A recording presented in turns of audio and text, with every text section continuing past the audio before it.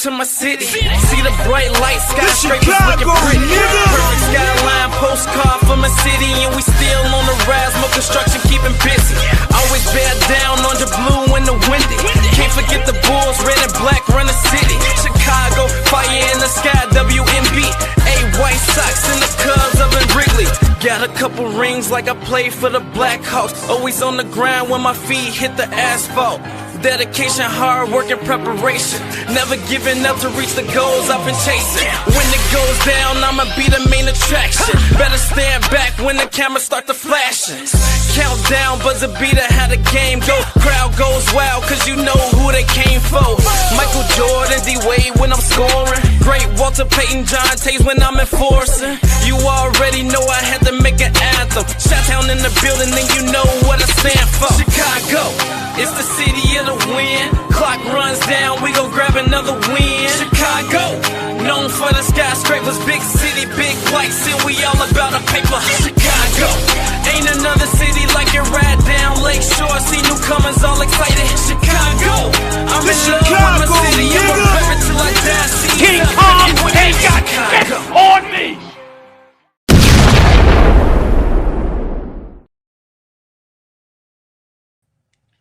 Yo, what's up, y'all?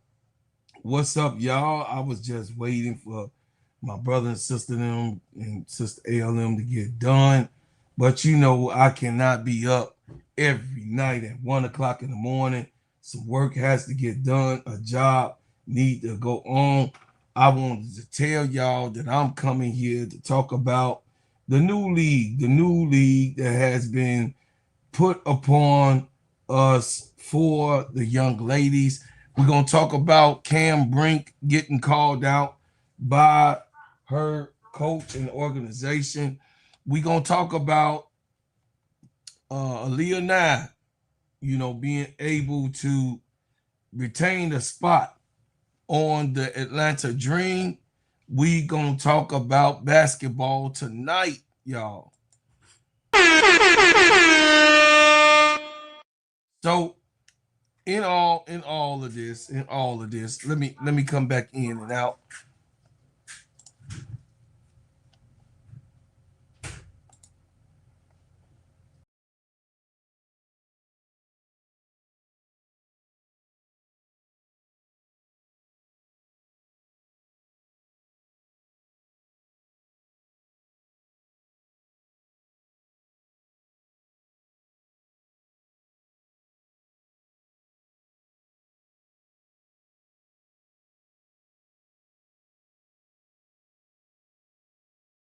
I'm back, check.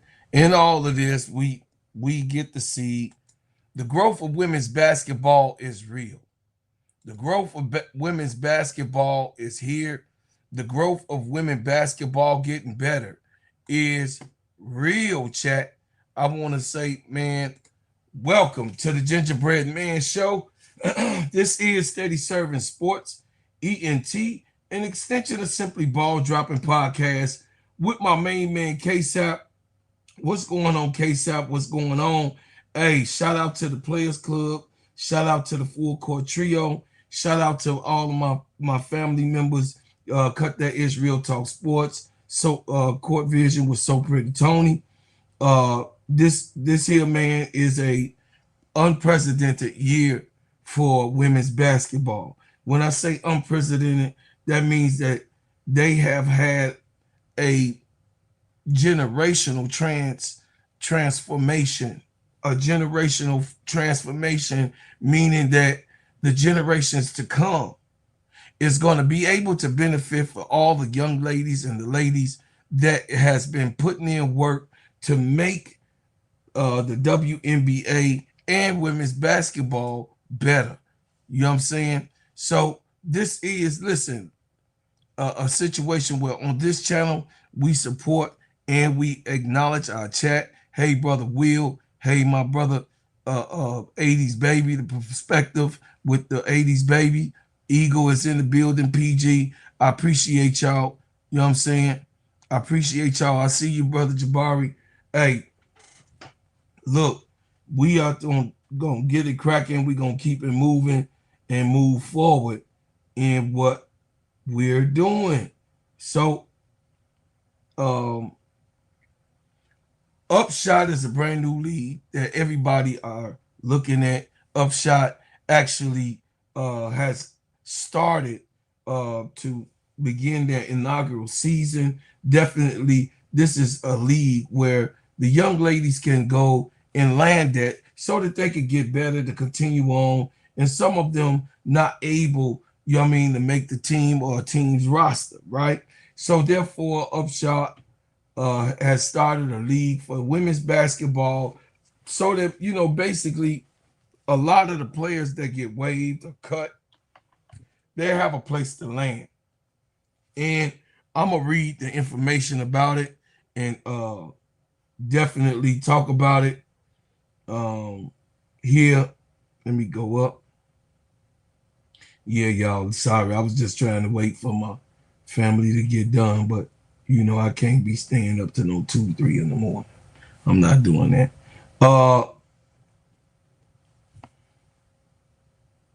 Jacksonville, Florida, May the 11th, 2026. The Upshot League on Tuesday announced its founding corporate partners supporting the launch of Jacksonville Waves, marking a significant milestone in the build-out of the league's inaugural season and its mission to elevate women's professional basketball through community-driven investment and innovation.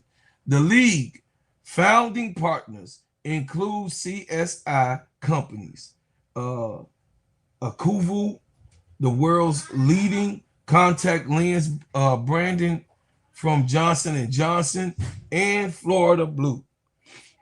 These partnerships reflect a growing commitment for the league's national and regional organizations to invest in women's professional sports, community health, and long-term development in elite women's athletics. Sports teaches discipline, resilience. Close that door. Close the door. Resilience and the value of work towards the shared goal, said Josh Boyling, CFO, CSI's companies. Basketball has had a profound impact in my life, and I've seen firsthand how the game helps shape leadership and builds character. Being a founding partner of the Waves inaugural season is an exciting opportunity for CSI to support women's sports while investing in something that will inspire our community for years to come. Co-founder Commissioner Donna Orander emphasizes the broader significance of these early partnerships. The founding partners are moving more than simply sponsors. They are builders and the future of women's professional sports.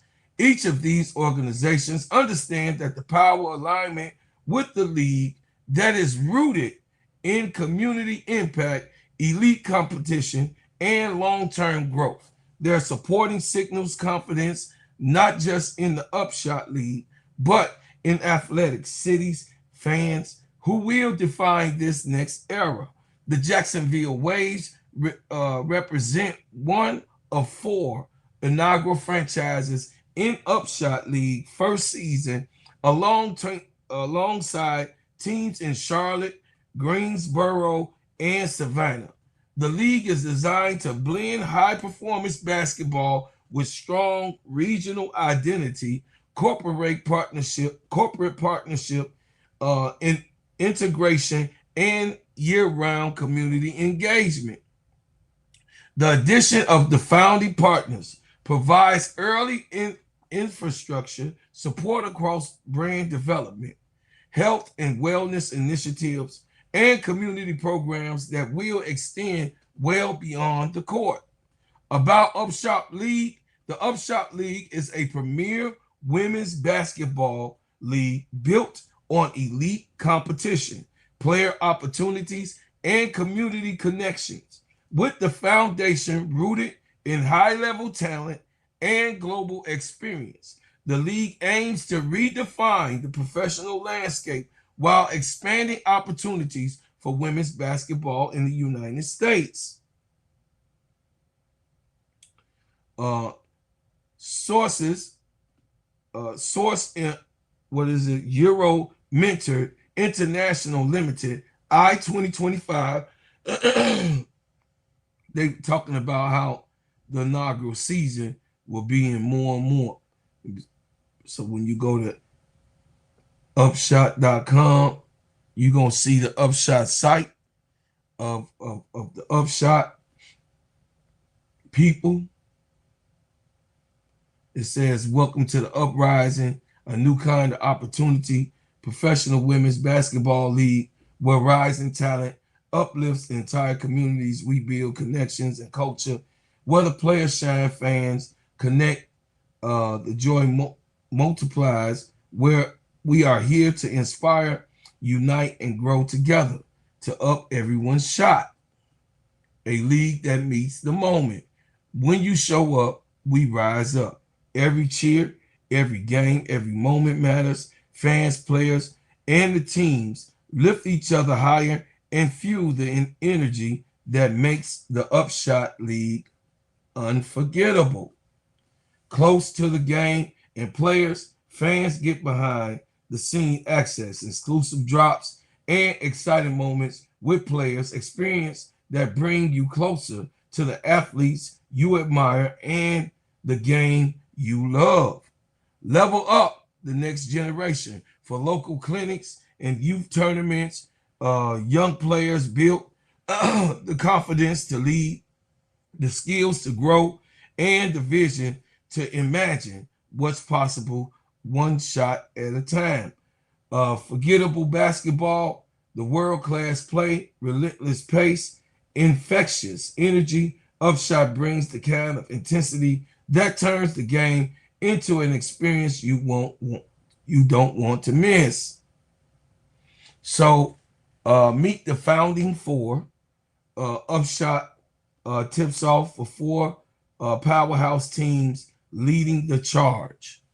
Okay, it says, I'm going to check that league out. Yeah, so this is basically going to be the CBA, the NBA or the D League, the G League, the D League. You know what I mean?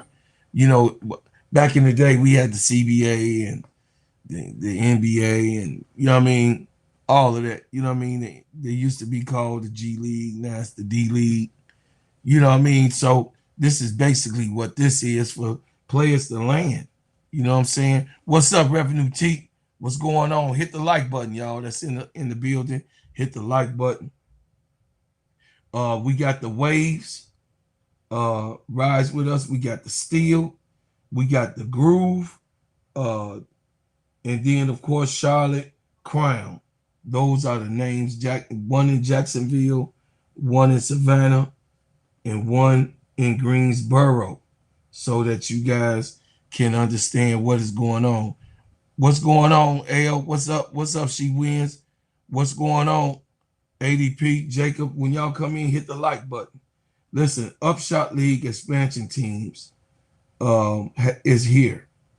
And the update for everybody, the lucrative partnerships. You can find out exactly who, what, when, where, and who all is going to be part of Upshot. Shout out to She Wins. I'm covering it. She Wins. I'm covering it. The Upshot League is basically for those people who end up getting cut. Hey y'all, MSL, what's going on? What's going on, my baby? Not for the week. What's happening, sister? The Upshot League, I think it's good, y'all. I really do. I think this is a good thing.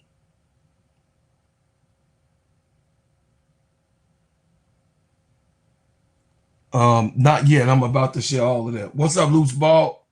TW. We just got started, L. So I'm only been on 15 minutes, and I've been reading exactly what this league is and what it's all about, and We're about to get into who all is in the Upshot League. Uh, There was an article by She Wins. I definitely wanted everybody to see the page and see where to go so that they can find out, more, because a lot of us, we support women's basketball. I mean, we really do. Tamika Catchings joins Upshot League advisors and investment alongside Cheryl Miller and Ann Myers. This is another, Tamika Catchings. It says Upshot League, a new professional women's basketball league dedicated to expanding opportunities for elite players and strengthening connections with communities. Today announced Tamika Catchings has joined the league as an advisor and an investor. Catchings joined the extraordinary leadership group that already includes basketball pioneers Cheryl Miller and Ann Myers, Drysdale. It says helping shape the vision and future of the league as it prepares to tip off in the inaugural season in May 2026. I'm so excited to join the Upshot League alongside Cheryl and Ann, two of the most influential people in our sport, she said, Catchings. There are so many talented players, and I'm proud to be a part of effort to create an opportunity for them. I can't wait to officially kick off the season in May. Tamika Catchings is widely regarded as one of the greatest players in the history of women's basketball, four-time Olympic gold medalist. Catchings spent her entire 15-year WNBA career with the Indiana Fever, leading the franchise to a WNBA championship in 2012. Known for her relentless defense and leadership, she earned five WNBA Defensive Players of the Year awards and captured the NCAA and WNBA championship during her career. Catchings was later inducted into the Naismith Memorial Basketball Hall of Fame, cementing her legacy as one of the most influential figures in the game. It's important that my people know exactly who Tamika Catchings is, know what she done brought to the game, how she's, how she's influential, throughout the highways and byways. This is a name that is not to be messed with. She is one of the girls that built the Indiana Fever, and put that franchise on the back when it was at its worst. So yeah, Loose Ball, I know you like that. Tamika Catchings is actually one of the pioneers of this new Upshot. It says Upshot League was co-founded by Andy Kaufman, CEO of Zaire Sports, and Donna Orinder, who also serves as commissioner of the Upshot League. The league is built around a mission to create additional professional opportunities for women basketball players who fostering meaningful and trusted connections with communities and teams served. Tamika Catchings represents the very best of our sport, competing excellence, leadership, and deep commitment to the community, said Arinder. Her experience as a champion and an ambassador for the game will help guide our league as we build a platform to expand opportunities for women in professional basketball. Catchings joins the fellow advisor Cheryl Miller, widely considered one of the most influential figures in history of basketball. Miller's impact spans playing, coaching, and broadcasting. She has served as a sideline reporter for the NBA games and TNT Sports, and currently works with the NBA TV as a reporter and analyst. After previous working as a podcaster for ABC Sports, TBS Sports, and ESPN, Miller also serves as head coach and general manager of the WNBA's Phoenix Mercury, further cementing her legacy as a pioneer and leading in the sport. Also, serving as an advisor is Anna Myers Drysdale, a trailblazer who excelled at every level of basketball, from high school and college to the Olympic Games, international competition, and professional ranks, before becoming one of the most respected voices in basketball broadcasting. The Upshot League will launch in its inaugural season in May, featuring teams Charlotte, Jacksonville, Savannah, and Greensboro, or Borough, however y'all want to say it, together with the growing roster of leaders and partners. The league aims to build a player-focused professional platform and celebrates elite competition while strengthening the bond between teams and communities they represent. So this is a new league, y'all. A new league, y'all. A new league. And they did a report on this. Shout out to She Wins for this report that I'm about to show y'all. But I thought it was important because we are here on this channel to support women's basketball, right? I can't be who I am and say who I am if I don't even let y'all know that it is a landing spot for these girls to go. You know what I'm saying? It is a landing spot for these people, you know what I mean, these young ladies to continue their career. What's up, my baby T. Camilla? I see you. Hit the like button for me, please.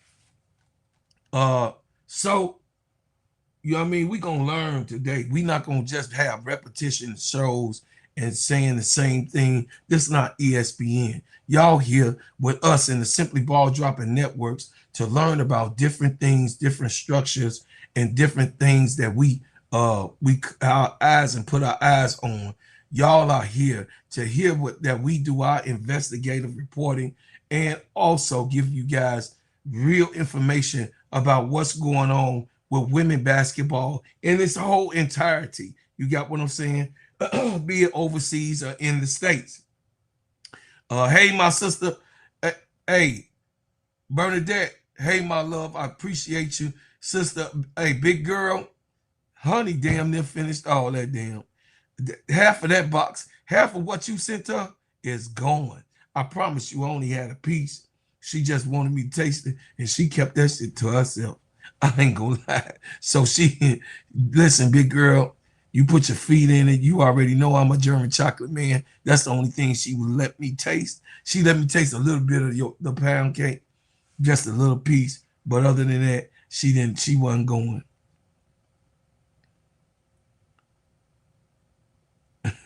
So we've been accepted into Claude University. Yes, ma'am. TW, what's going on? So we're gonna get to somebody that one of my favorites. So She Wins sent me the upshot where some people that we do know in the names. It says Upshot League women's basketball roster set for the first season begins. And it says the Upshot League, a new professional women's basketball league, organization has set its roster for its debut season, featuring former WNBA players and college stars, playing its first game May the 15th. So this is when it starts. May the 15th, the Upshot League starts. I'm definitely going to be tuning in. All games will be broadcast on the YouTube channel. So, hey, it's a beginning. It's a start. Oh,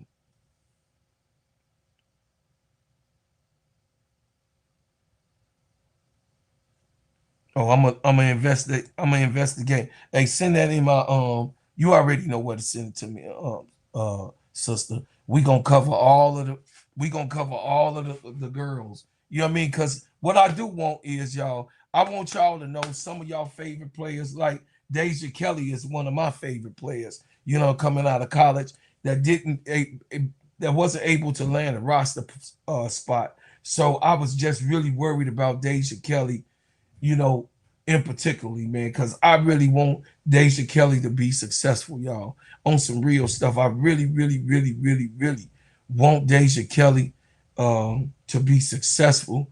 And I really, really need her to be, you know what I mean, able to continue to get her game better and just don't give up. You know, some people just go right to the couch and get bigger and be depressed that they didn't get. You know what I'm saying? This is an opportunity for the girls not to be at home with mama. You got what I'm saying? And daddy. You did, and be around the house, walking around, moping and shit, or get into other things. You got what I'm saying? It's an opportunity for them to, you know what I mean, continue with their game, get better with their game so they can prepare themselves to get into the W. You got what I'm saying? You know what I mean? Also, things like Unrivaled, that's why I support Unrivaled.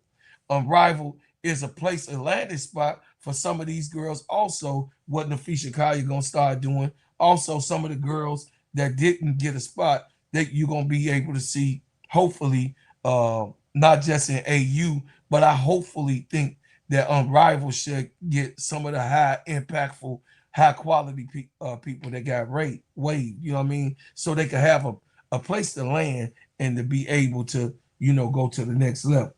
So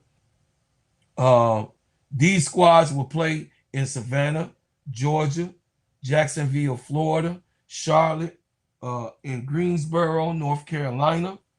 More teams are coming in 2027. It says with the expansion franchise already announcing for Nashville and in Baltimore, all of the games will be broadcasted on the league's YouTube channel. The season tips off with the Charlotte Crown visits the Jacksonville Waves and the Greensboro Grove hosting the Savannah Steel. Donna Arnder, the former president of the WNBA, is the league's co-founder and commissioner. So Donna Arenda used to be the commissioner for the W. You know what I mean? She now the co-founder of this that she got going on. It says the depth of talent across the league reflects a powerful moment for the women's game. Arenda said, these athletes bring championship pedigrees, professionalism, and global experience to our inaugural season. It says among the notable names on the initial roster are former WNBA second overall draft pick, Ad Durr, three-time All Big Ten selection Cheyenne Sellers, former Ivy League Player of the Year Harmony Turner, three-time All ACC selected Deja Kelly, former AC Player of the Year Diamond Johnson, and Tennessee's Z Spearman, who was selected in the third round of this year's WNBA draft. Durr was drafted by the New York Liberty in 2019 and also played for the Atlanta Dream, but hasn't featured in the WNBA since 2023. Kelly, after starring at North Carolina and Oregon in college, impressed in preseason action with the Las Vegas Aces last year, but didn't make the regular season roster. Sellers was drafted by Golden State Valkyries in the second round last year and also spent time in the WNBA camp this year with the Dallas Wings. So on Charlotte, so here's the rosters. Y'all ready? Here's the rosters. For Charlotte Crown is Deja Lawrence, guard from Kentucky, Quincy Floormore, C. Ellen, Regan Richards, that's my sister's name. I should have known better. Regan Richards, guard from Duke, Alyssa Gressett, forward, South Carolina, Deja Kelly, point guard, Oregon, Ad Durr, guard from Louisville, Diamond McDowell, from Anderson, a forward from Anderson, Emil Nichols from Texas A&M, Jasmine Roberts from Miami, Ebony Walker, I know that name, definitely. Ohio State, that's you, L. That's you, Ohio State, Ebony Walker. And Chloe Welsh, St. Joseph, you know. So that's the Charlotte Crown. For Savannah Steele is Ayanna Moore from Notre Dame. We all know who Ayanna is. We know that Ayanna can shoot that ball. I think that this is a good place for Ayanna right now. As she develops, I think that she can develop into a pro. She can shoot the ball, Chad. Ayanna can shoot the ball. You know what I mean? I just didn't think she got enough time to actually, you know what I mean, be able to become a pro. And this is going to help her, I believe, get picked up in the W. As the W expands, these players going to already be ready because they continuing on with their with their actual, you know what I mean, game. Sydney Shaw, West Virginia, Megan McConnell, DuQuince, Z Spearman from Tennessee. We know who that is. Harmony Turner. We know who that is from Harvard. I can't believe that Harmony not playing in the W. That's some bull stuff. I can't believe that though, y'all. Seriously. Harmony Turner's supposed to be playing in the W. She better than some of that trash that they got on that bench. But I digress. Harmony Turner is cold, y'all. Seriously. Lasha Petrie from Purdue, Ariel Colin from FIU, Lauren Taylor from FGCU. I don't know. I ain't never heard of that. Quincia Q Morrison, yeah, Georgia. Carissa Richards, Mississippi State, yep. Olivia Corin from Louisville. Jacksonville Waves. Ariel Hearn from Memphis. Jasmine Walker from Alabama. Lindsey Pelham from Northwestern. Brianna Turnage from Georgia Tech. Emma Von Essen from Hofstra. Caleb Pointer from LSU. Madison Griggs from Memphis. Cheyenne Sellers from Maryland. Taylor Soule from Virginia Tech. Rihanna Davis from Tennessee. And Adult Bolgek from Florida State. Bolgek. Okay, y'all know I'm horrible with names. But Cheyenne Sellers would be on Jacksonville Waves. We all familiar with that name. And Jasmine Walker, we familiar with that name. Ariel Hearn, I ain't too much watched that game before. But yeah, that looked like a real good team. Rena Davis from Tennessee. Yeah. So Greensboro Grove, Diamond Johnson from Norfolk. That's L's girl. Hey, L, your girl got a job. Sonia Morrison from Texas. Kamira McDaniel, Michigan State. Jessica Timmons from Alabama. Christian Williams from UConn. Sarah Jones, Texas A&M. Tiana Jones-Bell from Colorado. Maya Hollingshed from Colorado. Tia Shecker Porsche from Troy. And Maria Gatdane from North Carolina. I remember her. And Amir Joyner from LSU. Y'all already know Amir. Everybody know who Amir. So those are the teams.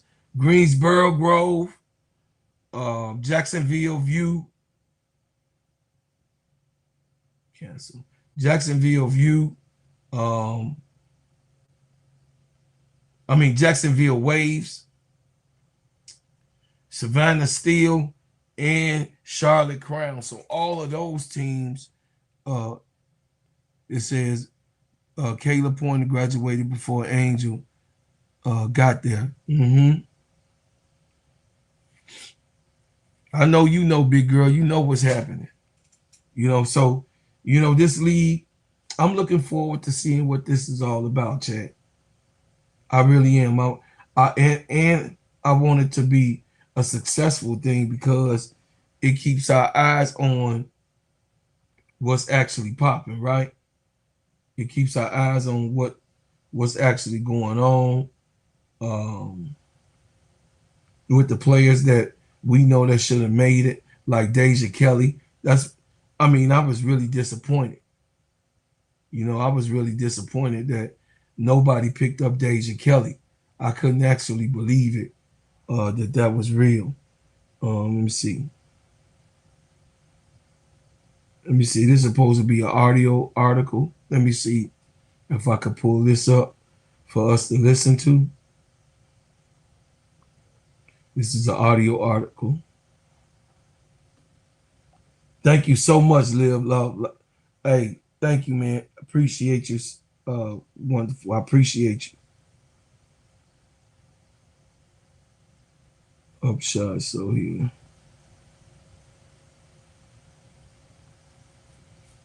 Let me see what this is. The Upshot League announced inaugural team rosters ahead of historic opening season. Jacksonville, Florida, May 11, 2026. Send to Press Newswire. The Upshot League today announced the official rosters for its 4 founding franchises: the Jacksonville Waves, Savannah Steel, Charlotte Crown, and Greensboro Groove, featuring more than 40. Sponsor message, then we're back. Life moves. So let me go to the roster. Let me go back to the main site so you guys can see the main site.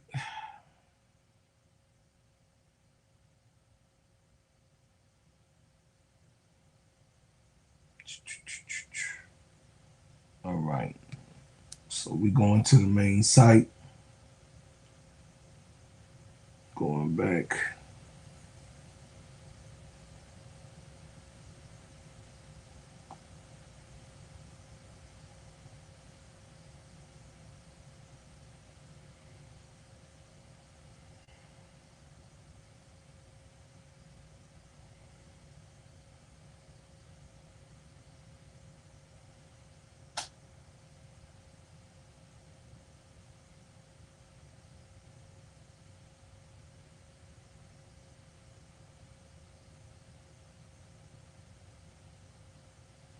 Okay, I'm gonna read that part for you guys, but let's go to the teams. Let's see how their jerseys look. Let's see if they show us how. So this is the Waves presser. This is the stuff, Jacksonville. Here's the St. John's Rivers meets the Atlantic, where fresh water and salt collide, and the new energy is born.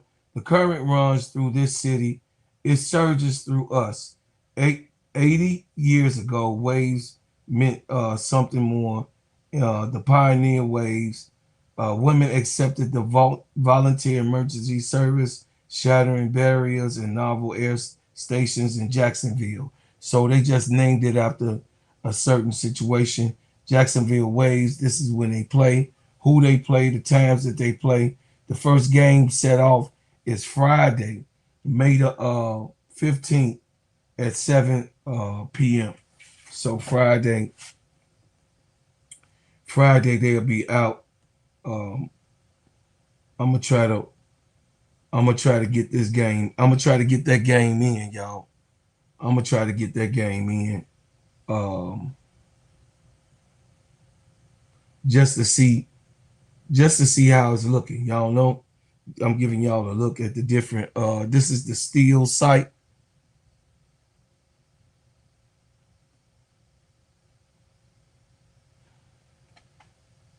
Good night, big girl. I love you. I appreciate you coming in, clocking in. I appreciate you. Appreciate you. I love you always supporting me. I love you. Thank you. Hated that I had to go so late, but I understand. The Savannah Steel, this is their website. It looked pretty good, chat. It looked pretty good. They're giving the reasons why they named themselves that. It says, for shipyards and rail yards, we put blood, sweat, and tears into the game and city, like the women of Savannah always have.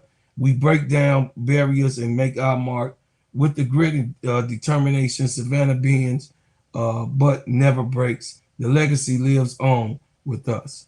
So, basically, this is the websites of each and every one of the different teams.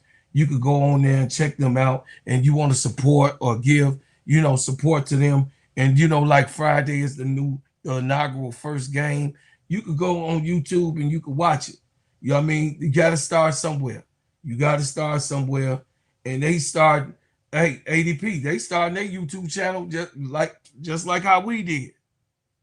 You know what I mean? This is how this league is being built. From the grassroots. Y'all talk about grassroots. This is some grassroots stuff.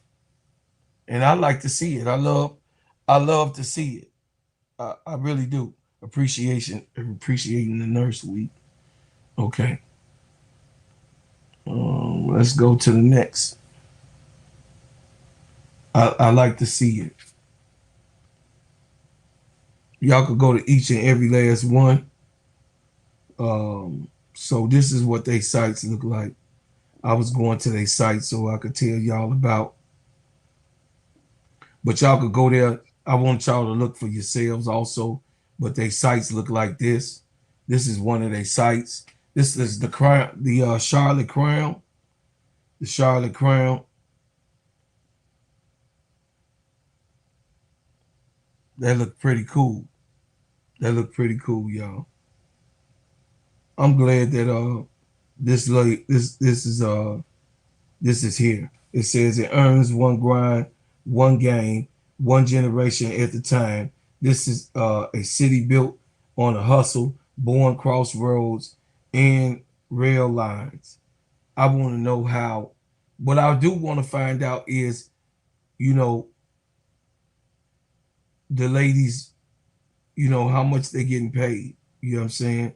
How what is actually how they taking care of these ladies. You got what I'm saying? Now I'm concerned on how the girl's gonna get taken care of. You know what I mean? What is the reciprocals of them being in a professional league, right? What does that contain? What is the pay? Let me ask Chat GPT. Let me ask Chat GPT. So I can read it to you guys. Let me see.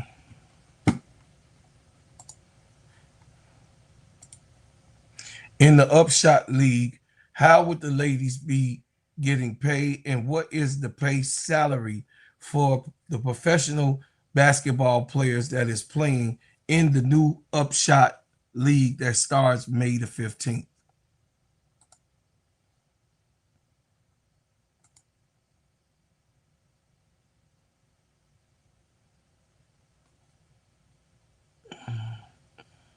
Okay, y'all, here you go. Y'all ready? It says the new Women's Pro Basketball League, called Upshot League, is scheduled to begin play on May the 15th, 2026. Right now, the league has confirmed the players will be paid, but the full official salary structure has not been publicly released. What has been reported so far is that the developmental players connected to the league model are expected to make about $6,000 per active game. A player appearing in the 12 developmental games could earn around $73,000 total. The players are also expected to receive a weekly stipend, reported around $750 per week, housing support, and other professional benefits. So they are going to be housed, chat. So don't worry about the housing. These girls going to have housing. They're going to be making about $6,000 per week, $750 in a stipend that they're also going to receive, meaning that groceries or you know what I mean, little knickknacks, and you know, you need your toiletries and all of that stuff that goes on that you would need. Plates, cups, spoons for whatever apartment that you get. You know what I mean? Sitting area, chair, whatever it is. You know what I mean? Your favorite chair, whatever it is. It says the league is being described as a developmental system similar to the NBA G League for women basketball, giving the players who do not make the WNBA roster another professional opt-in inside of the United States. Of course, the league has also said athletes will receive professional development resources and community opportunities in addition of their salaries. So the community opportunities, I don't know what that means, them working a job also, or I don't know, or they're having to do beneficiary things. I don't know what that I don't know what that means for as that concern, chat. But yeah, it's this is a real big thing. Yeah, this is a big thing, ADP. Yeah, this is a really, really good thing. It says that's what I was wondering too. How much were their salaries?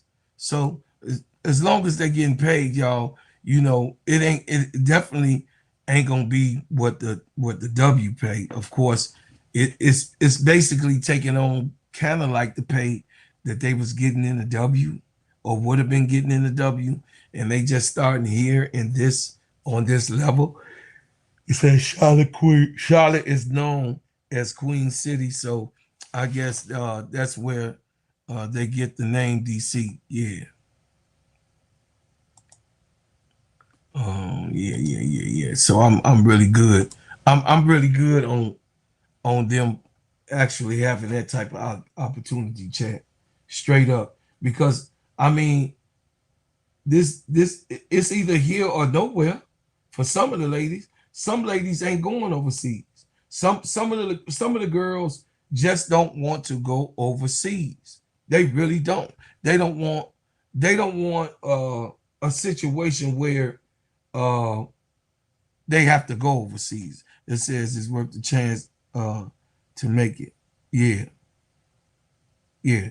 It really is. And I'm actually proud of Cheryl Miller actually being a part of this, and Tamika Catchings uh and to actually be a part of this type of thing, because the girls needed a situation where they can land. You know what I'm saying? We already know and see some of our favorite players. Like I said before, some of our favorite players didn't make it. You got what I'm saying? They wasn't able to make it there. So, I'm really glad about the opportunity that's in front of them. And it is what it is when it comes to that pay thing. I'm really on that pay thing because, you know what I mean? You just gotta be, you just gotta, after what the actual WNBA players have been through all of these years, we just don't want the same cycle to repeat. No, they are not in big time leagues yet, but I do expect for them to be taken care of. I do expect that to be taken care of, chat. Straight up on some real stuff. Let me go to the next thing. Cam Brink gets called out. Here you go, y'all. Cam Brink. Brink gets called out. Cam Brink get called out by the coach. I'm gonna pull it up for y'all.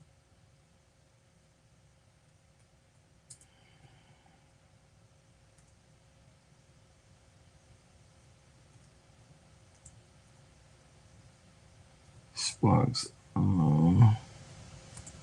Coach. All right, here you go.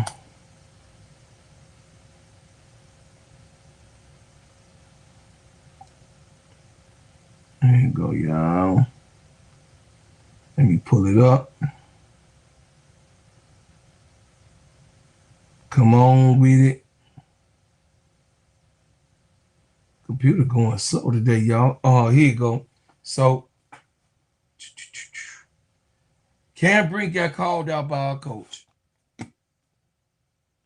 Now, y'all tell me what y'all think. Y'all think she rightfully so need to be called out? Just, you know what I mean? Do y'all really think that she needs to be actually ostracized by going to the? I really don't like people that goes to the papers, right? But I also don't like sneaky shit either, though. You know what I'm saying?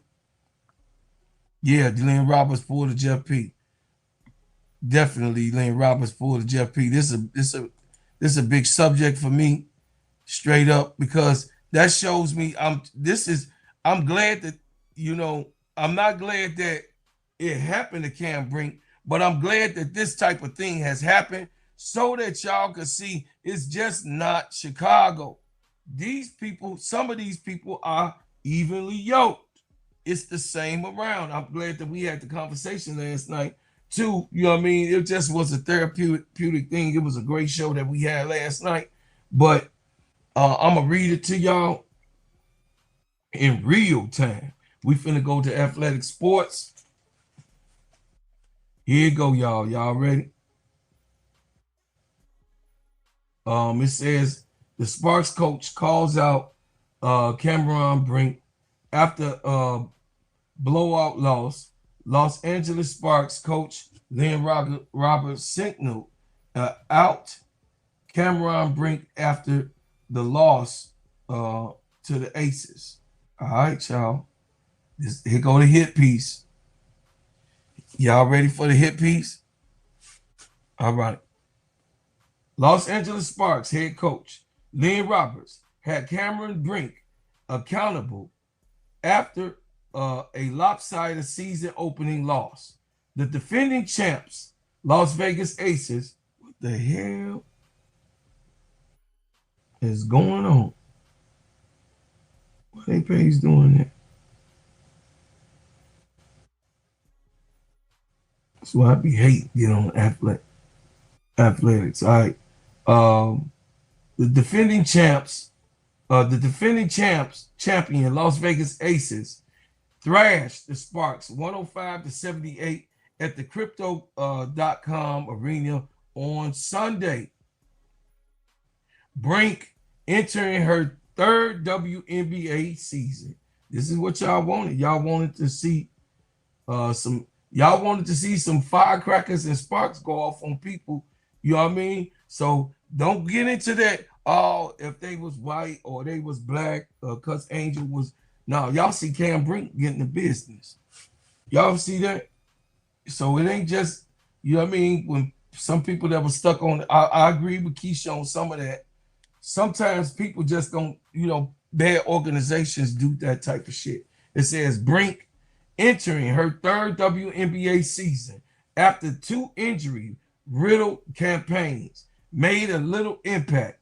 6'4" forward logged just 8 minutes of action. She finished scoreless, grabbed 3 rebounds while committing 3 turnovers and 3 fouls. Roberts was asked about her young forward lackluster show after the game. She did not mince words. I mean, we need Cam to produce. We need Cam to bring that defense energy. She said in her post-game interview, we have so much confidence and belief in her. She's got to get out on the floor with some confidence and do what she's capable of doing. But we're going to need her.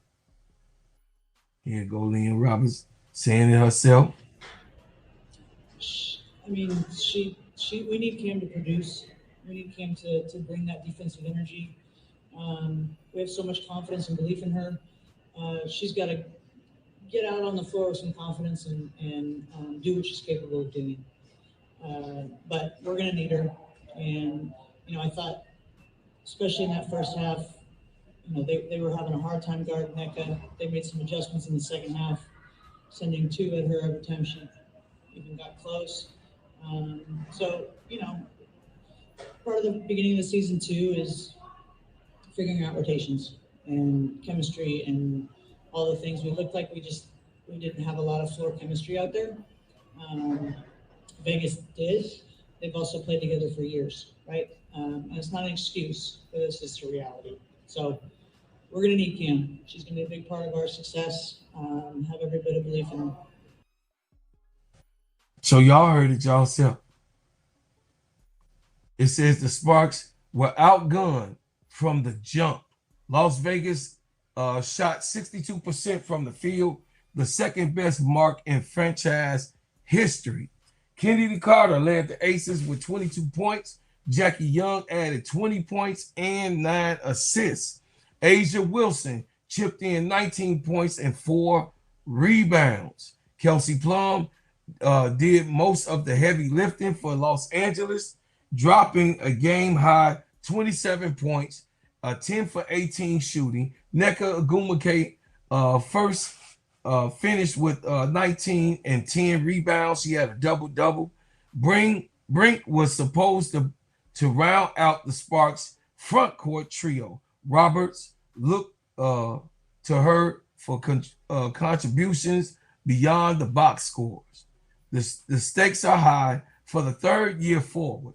Brink has appeared in just 34 combined games across her first 2 WNBA seasons. Roberts is counting on her to step up now that she is fully healthy.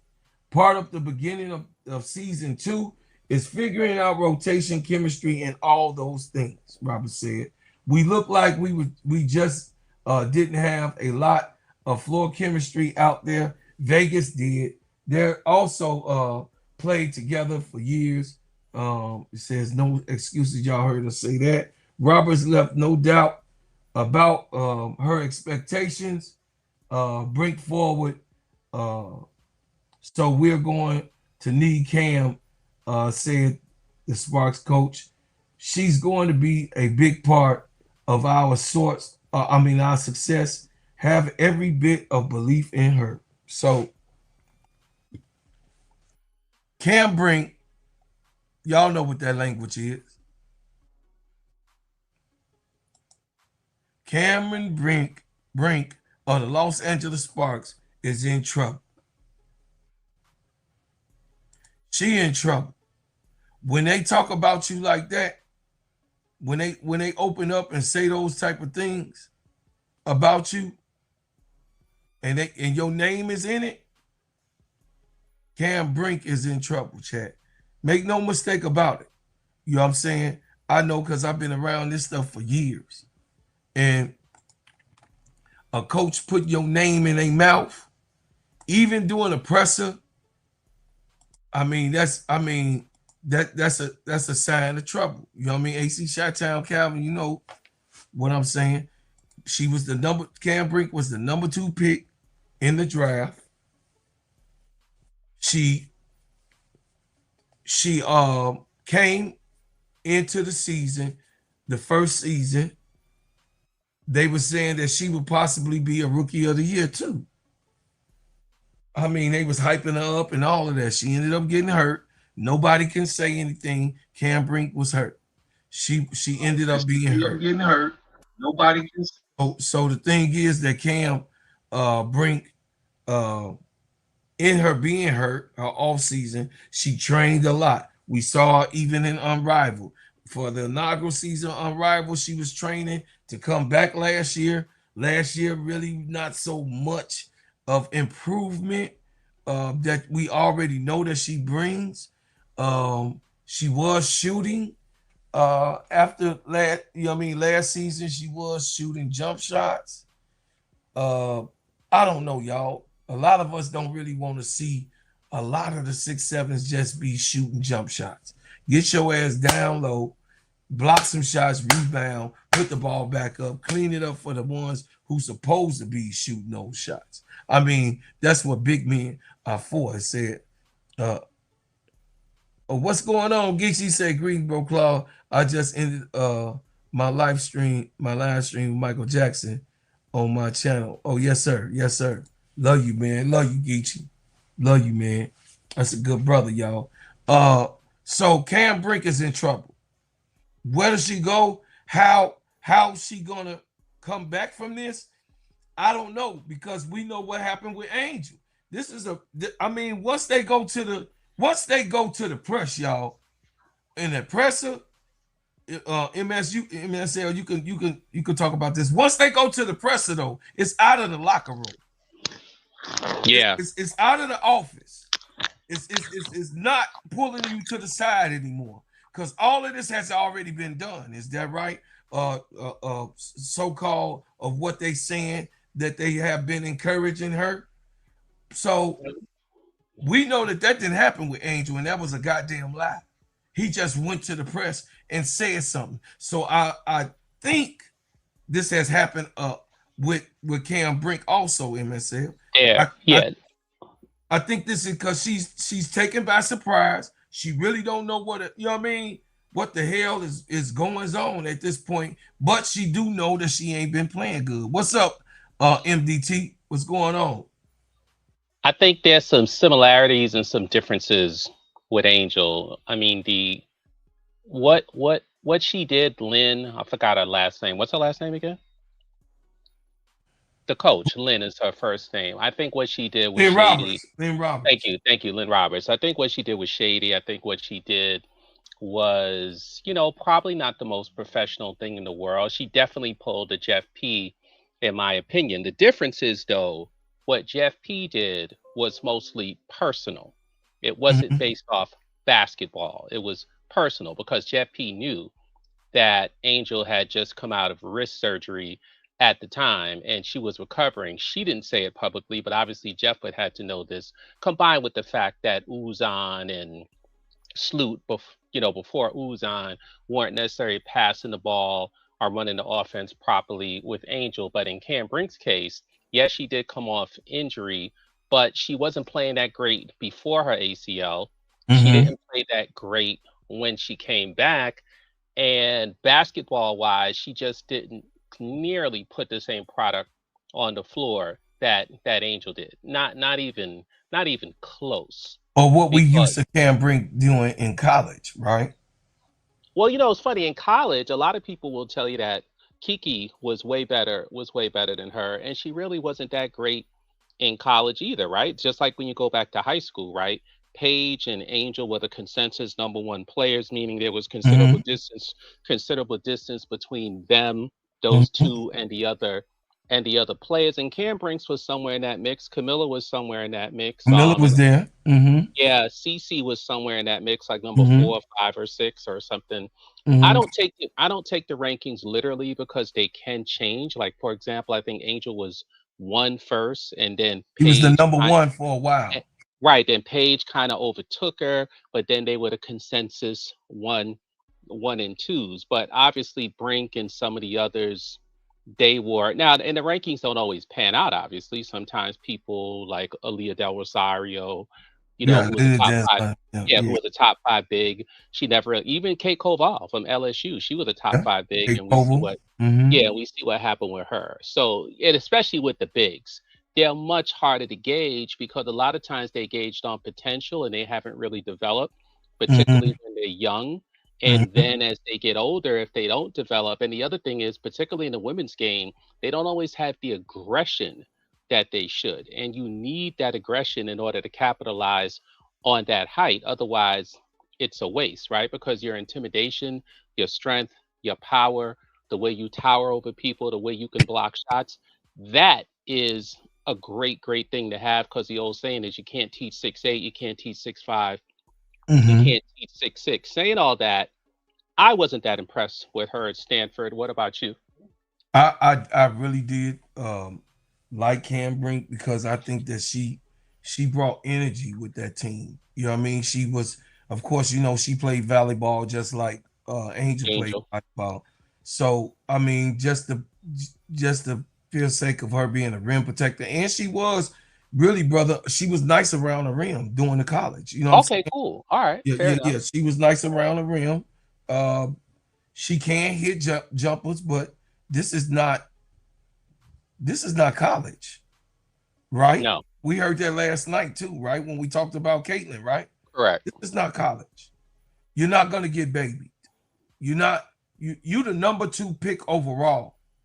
You was picked before any of those players that is having great seasons, 1, 2, and now the third year has started. You was picked before all those players in 2024.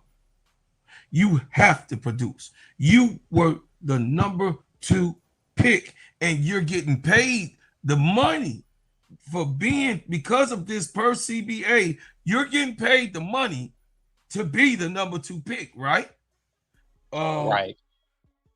Now, I will give her the benefit of the doubt as far as the system people say, Yeah, because Lynne Roberts system. I Yeah. don't because I don't get the feeling that she has any say in what goes on on that team. And if you don't have any say on what goes on in that team, then it means they don't respect you. And if they don't respect you, then maybe that's the place you shouldn't be, because like them or not, what CC and Angel have and had was their footprints or imprints were all over their respective teams on almost every level.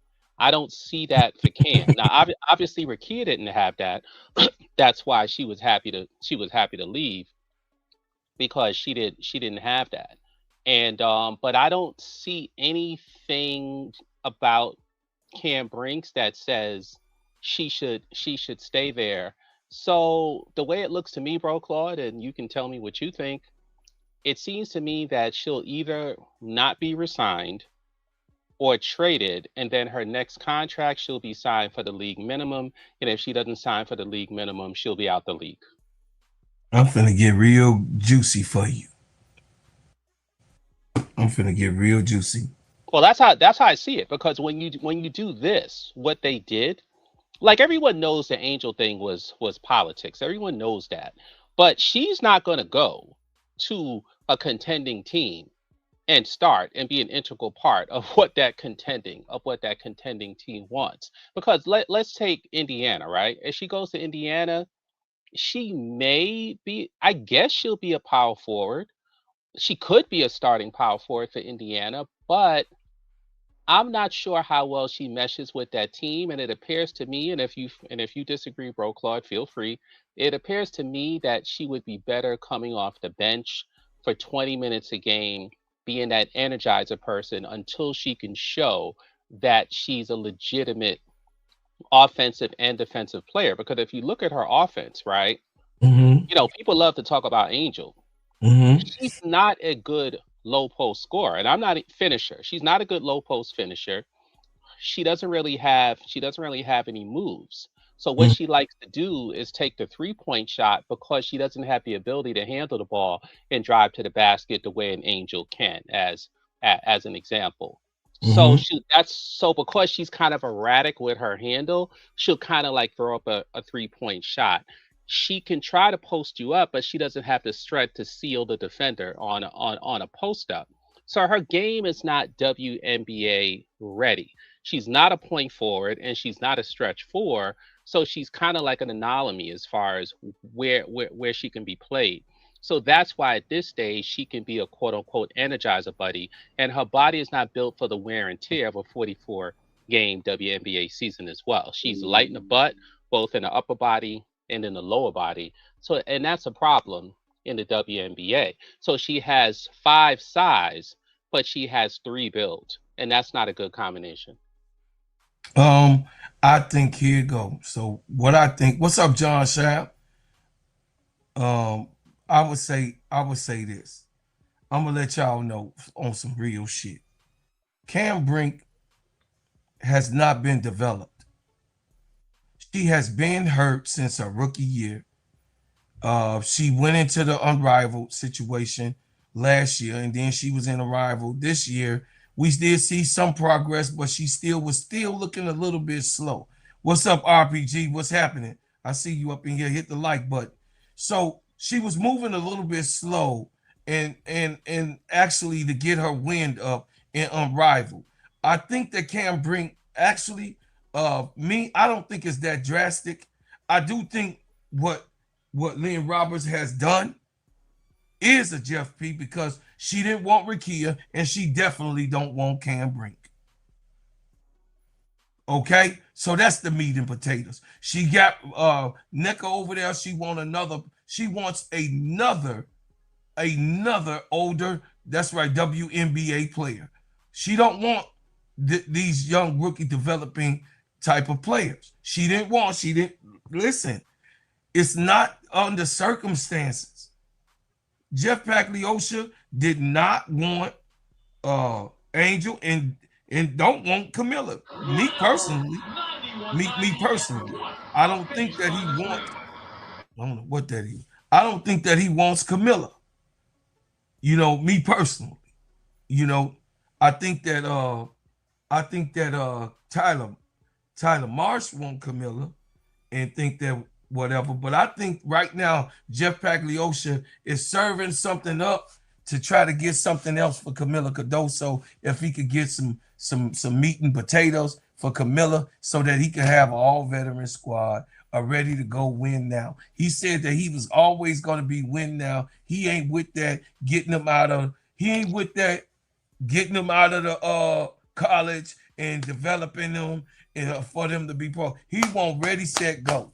That's what he said. As long as he GM, that's what it is. And Lynne Roberts is this type of person that I'm seeing, because look at her team. Look at the team right now. And that's one of the problems that people argue with the WNBA, that they're too veteran focused. And I'm looking at your picture. I know you have someone else in the panel, not sure who it is. Jacob. So Jacob. Okay, so I'll be brief. But I'm looking at that picture. I mean, she looks like a rail. And yeah, she was more jumpy and explosive when she was in high school and when she was in college, for sure. But to have that build that she has, and to order to be dominant defensively, you gotta have that hunger, that yearning, motor people like to use a lot, that that can do, kill, energize a bunny spirit. And from what I've seen, and I don't watch her all the time in LA, so if there are any people who watch her, like Jacob, I think he's one of them. Y'all, you guys can chime in, or AJ or somebody like that.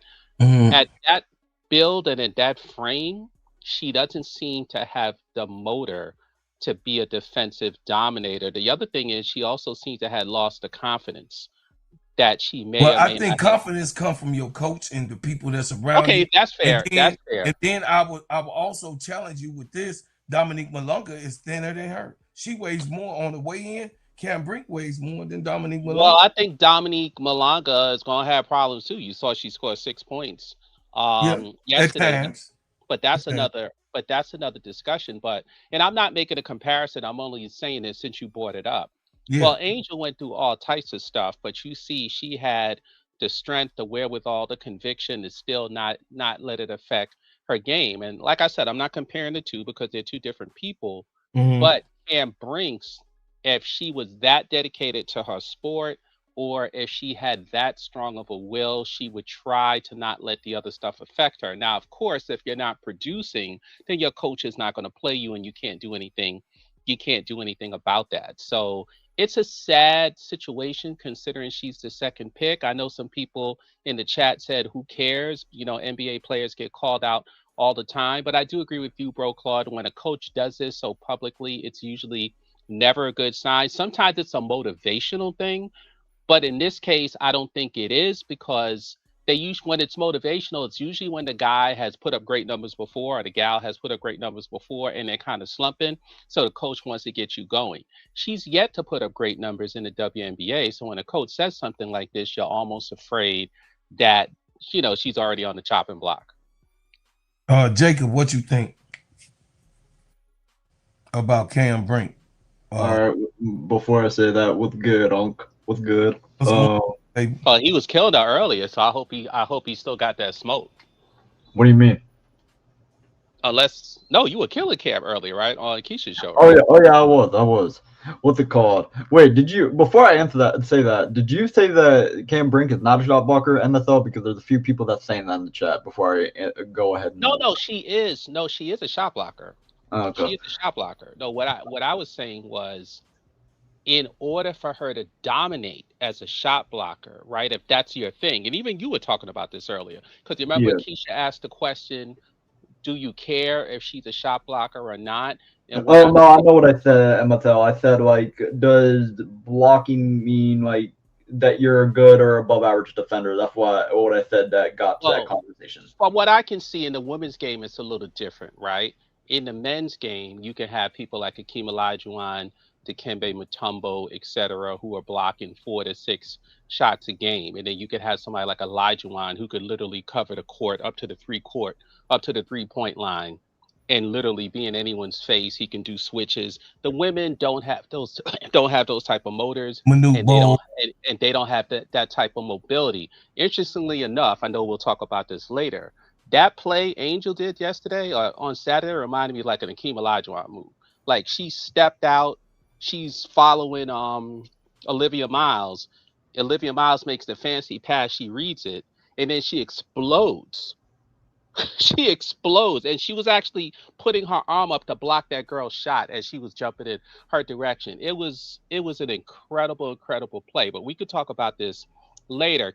For example, Cam Brinks couldn't do what Angel did last night because Cam Brinks wouldn't be able to read the defense the way Angel did. She would have probably slow. I don't want to use can't. We haven't seen her because we haven't. It's like lightning in a bottle with me. But she's not smart. That's why she's always in foul trouble. I don't think that is that MSL. Jacob, right or wrong? Jacob, right or wrong? I don't think that she doesn't know. She's always in foul trouble. She doesn't know how to put her hands up. I don't think. I don't think that she's not smart. I think that Then why is she always in foul trouble then, bro, Claude? So it's doesn't know how to put her hands up. 1 second. It's a such thing, guys, is developmental procedures. Who's working with this girl? This is her 3rd year. She's been there 3 years in recuperating herself. Who's professionally?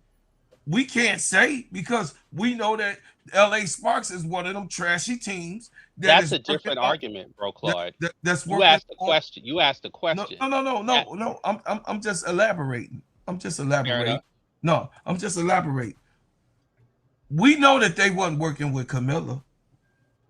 She's worked with now.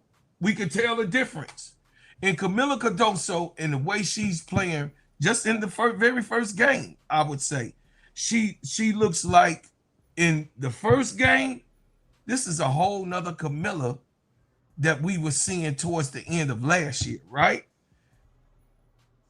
She continued on this year in the first game of play. Let's see how it keep going so that she won't shrink. But I think Cam Brinks is in the same case because it's not too many, which you probably already know this, Jacob, too. Not too many big proactive developmental coaches. It's not a lot of them because the bigs they got other type of jobs. Lisa Leslie not. Isn't Trammell a big coach though? Wasn't she in LA? Who? Trammell, Latricia Trammell, who's with Chicago now. Wasn't she? Right. Yeah, she was last year, I think. She was there last year, but she's gone. You got what I'm saying? What did she do to help her? She's a big coach. They claim she's going to help Camilla, right? Cam Brink came towards the middle of the season last year. You got what I'm saying? Yeah, but she was probably still rehabbing. I mean, Bree Jones right now is with the team, even though she's not playing. But Bree Jones is an all-star. 2 different meat and potatoes. No. I'm just saying, but she's with the team. So wasn't Cam Brink? But I'm just saying, I just got to put a spotlight on it. Yes.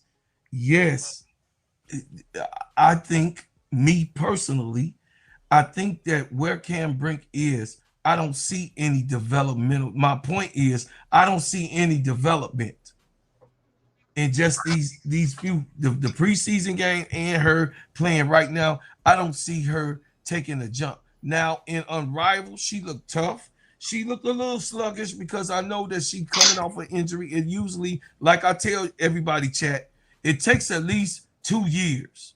It takes at least 2 years for you to come back from an ACL. And this girl is almost this 1 girl to 2 years. almost Some people 6'7". do well, some people don't. She's almost 6'7". She's 6'6", almost 6'7". Oh, she's 6'4", 6'5". No, I think she likes Cam Brink is like 6'6". Nah, she's 6'4", 6'5". Hold on, let me look. She's not that tall. Oh look. Yeah. She's listed at 6'4". 6'4". Okay, so she's 6'4". So I mean, her and Angel the same height then. One is way better though.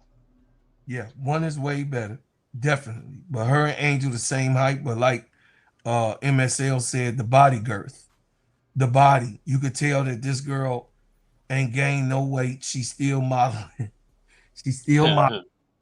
You know what I mean? And somebody, I think that Angel the bikini model and Cam's a high fashion model because of their build, because of their builds. Because of their builds. So I think that she really do need, I don't know, chat, y'all could tell me. I don't know if she's getting a developmental surge because she was good. She played in 3-on-3. They got the medal.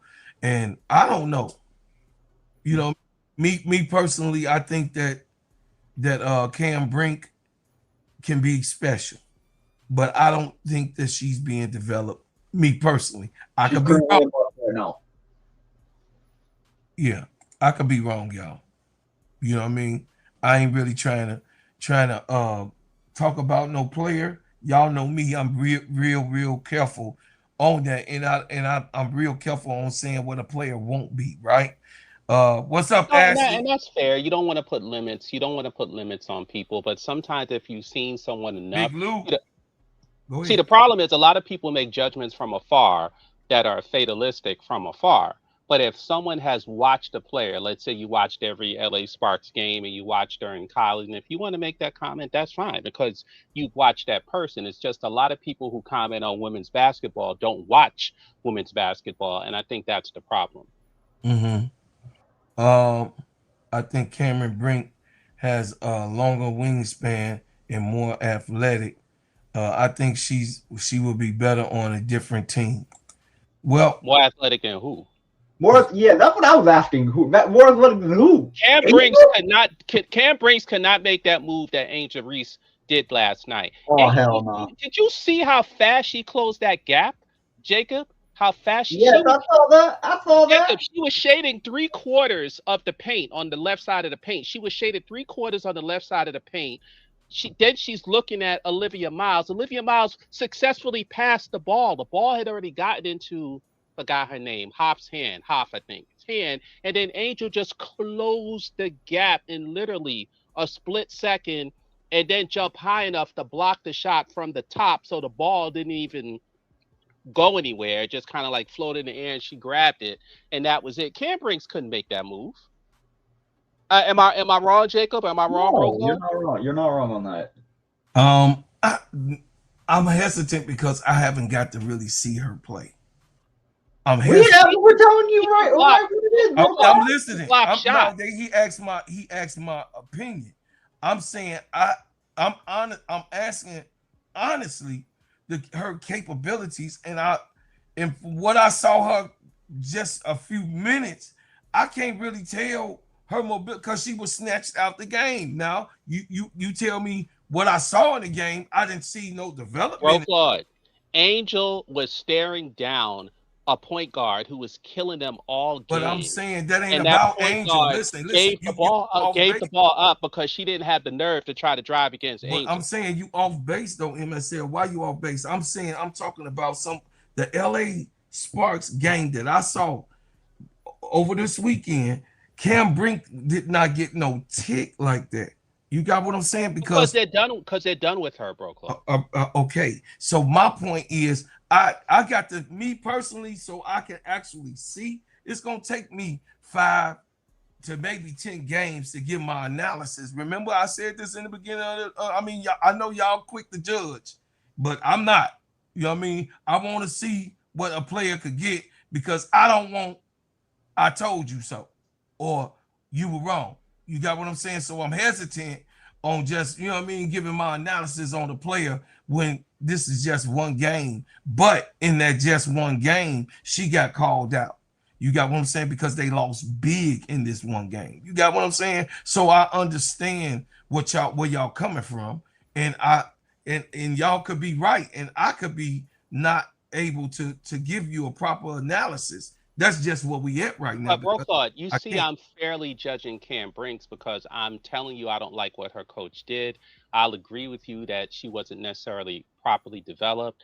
I'll agree with you that she may have had more spring energy, optimism in her life when she was in high school, maybe, maybe at Stanford, even though a lot of people will tell you that Kiki was the better player and was actually the one that was doing the work on her Mhm, college team. So I don't have mhm, anything bad against Cam Brinks, mhm, especially talking to you. Yes, full disclosure, there are times when I will say, well, how come she doesn't get criticism? Because obviously, if you put up 0 points, somebody has to say something, right? I mean, if No, you you put up got to. zero, No, you have to. you got to.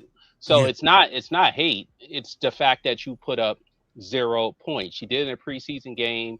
She did it in this first game, Mhm. and and and then but then you have other people who their games get picked apart and raked over the coals when Cam Brinks, as far as what I've seen, is not even a quarter of the player, because this goes beyond physical attributes and even basketball attributes. It also goes what goes inside your brain, your heart, your courage, your energy. Mhm. And The and dog. that right, and that game we saw last night or Saturday night, sorry, is a perfect illustration of some of the things that I'm talking about, because I'm not sure if a player like Cam Brinks would have withstood that type of game, because her confidence is just not there.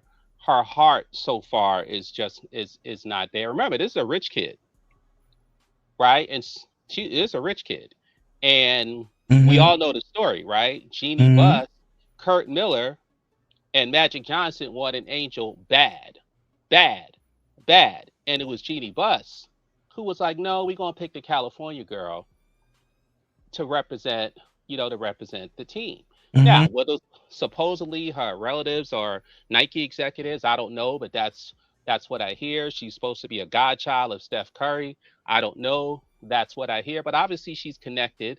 No, she's a So sister. She's a god. She's a god sibling. Her Yeah. okay, her, her mother yeah. is Steph's godmother, And and Jeannie Buss, Steph's and, mother is their and godmother. Jeannie Buss is like that because she should have let LeBron go this year. But because she wanted to have LeBron around and all this other stuff, she kept LeBron around 1 or 2 years too long, when she should have just not re-signed him and let him walk. So you can tell that Jeannie Buss is into that sort of stuff. She likes to have certain players or personalities around her. And in this case, with Cam Brinks, the basketball people actually made sense, and it looks like she lost out on this one. Yeah, she definitely did.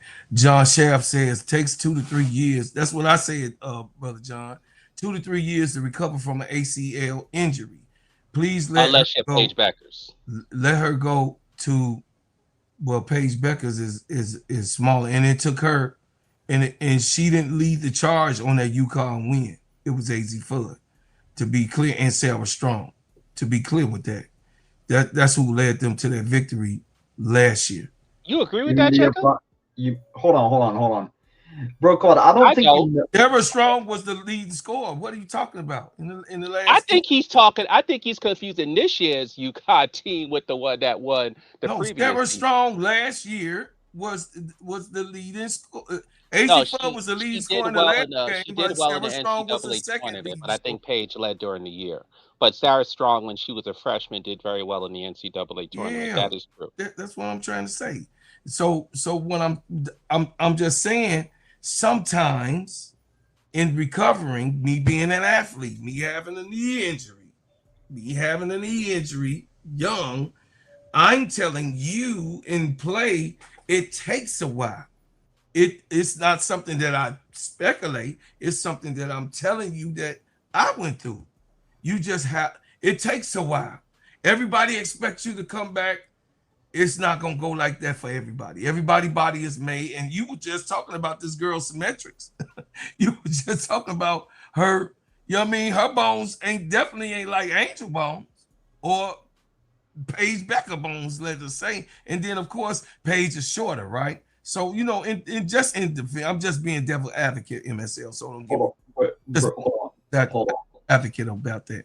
It's Hey, go ahead. Oh, my bad. MSL, yeah, back to that page, back to that AV and Page point. Sure. Did Brooklyn remember that Page had to drop 40 points against Oklahoma because they were so close? And the only reason why they got blown out was because Page went off in the second half, outscored them by herself, and then in the Elite Eight, she had to go off and Sarah had to go off to beat USC. I'm either here or there with that, Jacob. My point was she needed.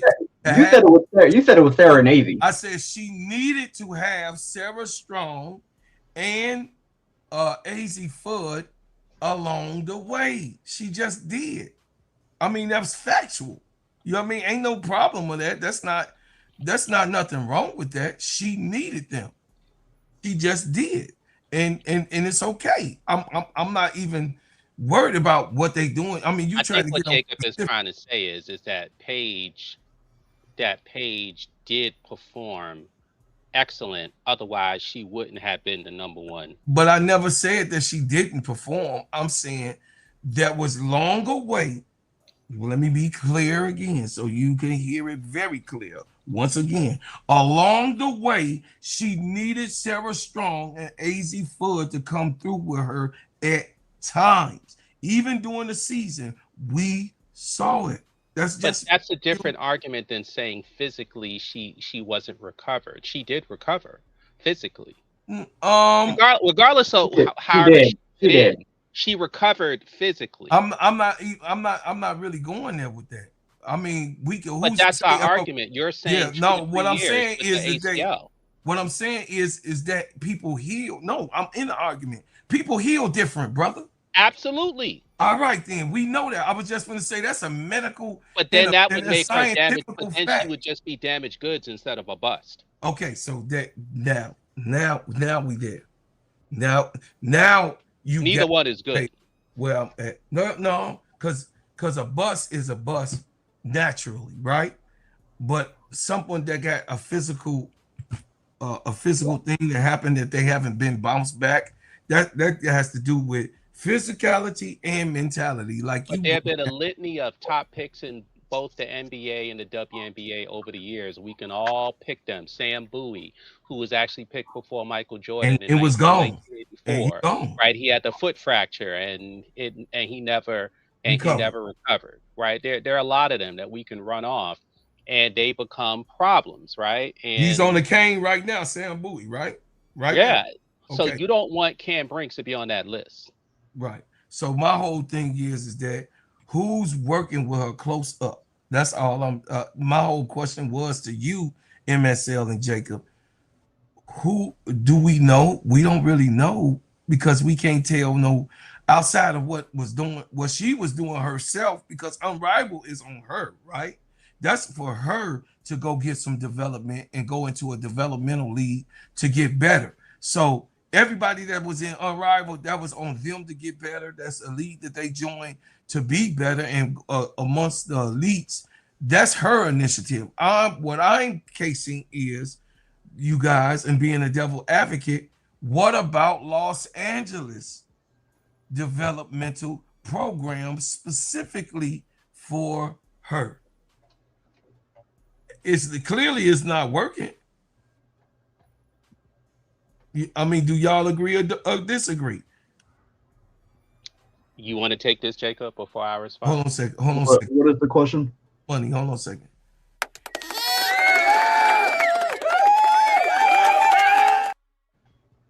What's the question? Yeah, Paige tore her ACL in 2022. Took her 3 years to get back in full strength in 2025. That is correct. Okay, so we're talking in 2027, 2 years from now, or next year, however you look at it.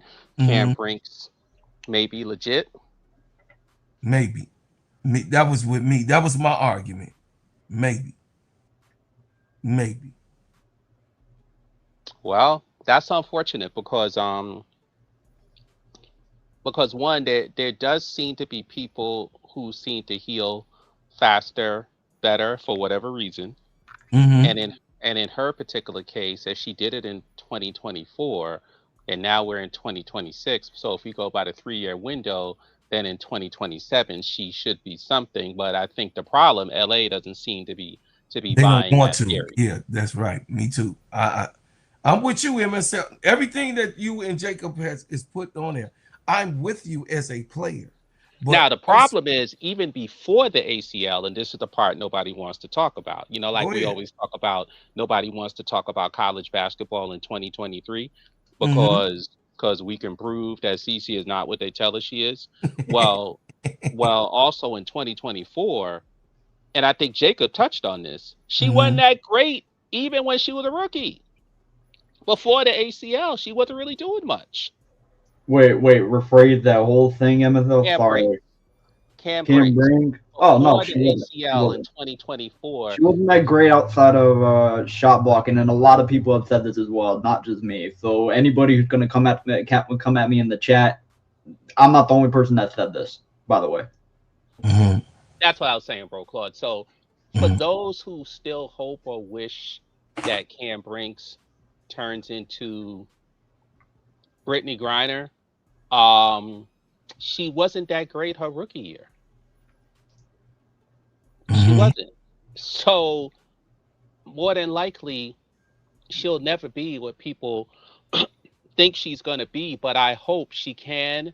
And I hope she can work hard. She can get on a new team. She can get a developmental coach. She can, it's unfortunate. Yeah, And, I agree. and as much as you want to make fun of players because of the criticism they don't get, she's still a human being. She's still a person. She's still a player. I And agree you with you wish on her, that. and Mm-hmm. you wish her well. You got Yeah, to be more than a shot blocker at the second overall pick. You can't just be one. Say like, oh, she led in shot blocking, and that's it. You got to be more than that at the second pick. But not only that, bro, Claude, like I was saying earlier, there's a difference between a shot blocker and a defensive player. Some mm-hmm. people can only block shots when the player comes to them, meaning they have no mobility. I'm not saying that about her. She's mobile. Some Mm-hmm. players can block shots in a radius around them. Let's say 10 feet. Cam Mm-hmm. Brink may be able to block shots in maybe a 10 to 12, maybe at most 15-foot radius, but she's not running out and blocking shots at the 3-point line, and she's not switching to different defenders and stuff like that, and then blocking shots. That's the first thing. Then you also have people who can be a one-on-one defender as well as be a shot blocker. Her one-on-one defense is how she gets in foul trouble so much. So you would have to say it's not that great. Mm-hmm. Her offense is 3-point shots, but you can't do 3-point shots well when you're just throwing them up erratically because you'd rather dribble the ball, but you don't know how to, or you can't do it well. And Mm-hmm. when you post up, you're too weak Mm-hmm. in order to properly post up. So somebody like her, because Kareem wasn't a big strong guy, somebody like her would need like a hook shot or something where they can just catch spin and shoot over the defense. So I mean, and I know people like her. I mean, she's a good looking woman, she's tall, we get all that stuff. I don't have nothing against her, but just from Mm-hmm. pure basketball terms, I've watched Cam enough because I think AC Chi-Town said, MSO, which one is it? I've watched her. I've watched her enough. But the difference is, unless I tell you I'm going to go back and watch her for the last 2 years in LA, no, I haven't watched every game she's played. Like Mm-hmm. Angel, I've watched every game she's played. I can tell you exactly what I think. That was my point. That was my point. And then Suzette Sargent said, my question is is the coach putting her in position to gain her confidence back? That's a question. Exclamation mark. Prior to her injury, she was coming along. So either it is her head still or it's the coaches. Well, let's take Ray Burrell as an example. because we all seen this happen with Ray Burrell. Ray Mhm. Burrell made a considerable improvement in Unrivaled this year. Like we saw it. Matter of fact, in those playoff games, Ray Burrell was actually handling the ball in the half court offense. Like she's handling the ball, whereas with LA, she was a driver and she dribble penetrate. And maybe she'll take a couple of 3-point shots, but she wasn't really good at it. But you never seen her like dominate the ball in the half court in LA. So you can make up the argument, and I don't disagree with this, that LA is not a developmental team, not at all. Yeah, Because listen, AC Chi-Town, to your point, MSL, AC Chi-Town Calvin said, Cam played 15 games and averaged 7.5 points, 5.3 rebounds, 1.1 steals, and 2.3 blocks per game. Those are good stats, which I agree, for a rookie at her position playing against other bigs. And that's only 15 games as a rookie coming in. So I agree, those are good stats. For a they're good second pick, stats, though, they're for a not second they're pick, not number two. They're not number two draft status. Right. Stat. That's not a number 2 draft status. I that's agree. what we're talking about, bro. Claude. We're not talking about if she was a second round pick or a late third round pick. That's cool, but like at a second overall pick, that's not good. Yeah. You expect your second overall pick to do what a tier less than the first round, right? Just like right now, AZ Fudd is being outplayed by who else? Olivia Miles, right? Right. I mean, that's the truth of the matter. Well, that's Well, a one pick. That's a one pick difference. Her situation's a little different because she's playing behind Enrique and Odyssey Sims. But it doesn't matter. She shouldn't be. She's the number 1 overall pick. Oh yeah, that's all. That's their fault. That's Dallas' fault. I bust that up right away. A number 1 overall pick is coming to the team to lead the team. Name one. Name one who didn't lead their team. You tell me she's the first number 1 Yeah, overall because pick coming off. presumably, if you have the number 1 pick, your team is in such need, you would need to start that. You would need to start that player. So that's a fair argument. But for whatever reason, Dallas did a ton of activity after they kept Enrique. They have Paige. They got all these bigs, even though they're pseudo bigs, but they're still bigs. And then voila, they can stash her on the bench because they have Zaza. I mean, they just have a lot of guards. They do, but once again, MSL, my argument, you're not taking a number 1 pick to put her on the bench. Well, Dallas has been criticized for that move. And I'm not one to criticize them because I don't really care. But if you ask me, yeah, she's probably not the number 1 pick. She's not. So, okay, uncle, I said it, uncle. Okay. But because I know Dallas is a deep, talented team, they don't have to put her out right away. Hey, my Tiffy, what's up? Tiffy say, the problem is Kurt Miller not going to draft rookies. AZ and Cam shouldn't have been drafted that high. No. I agree. So so now we're in a conundrum, right? Here's the conundrum. Y'all ready? At this point, it's only game 1. So we gotta settle down. We all gonna slow down. We're gonna slow down. It's game. But the game before that, she was struggling in preseason very badly as well. I mean, and MSL pointed that out. Yeah, preseason. Goddamn it, Camila Cardoso fouled out in the 3rd quarter in preseason. You got what I'm saying? So you saw a different Camila, and what I was expecting to see is a different Cam Brink, which we didn't see. Okay, so I agree with y'all on that. But what I'm saying is, I'm pushing the pause button, and let's just go. Let's just go. Move forward on where I expect her to be, right? As the number 2 pick that has gotten injured, an ACL tear, where she should be right now in this time. I don't know how to express it anymore, and I'm speaking as clear as I can to both of you guys. Cam Brink needs grace. She needs a little grace. I don't think that the hit You are piece, a good man, bro, Claude. you know what I mean? I don't think that the hit piece that she acquired was cool after the game. I think that this girl, Coach Lynne Roberts, was a little upset that they lost by a big margin. I think she opened her mouth. I think that this, because it was a surprise. We all three of us agree that this was a surprise thing that was coming out. We don't think that Cam Brink was being talked to because it's only game one. So why would you put that type of hit piece out on a player in game one? Now, in fairness, and I agree with you with game one because your boy MTD, actually mentioned this. But at the time when CC is being more scrutinized, I think Yes. Cut the Ish did a whole thing with people who were criticizing her. We know what Angel has experienced.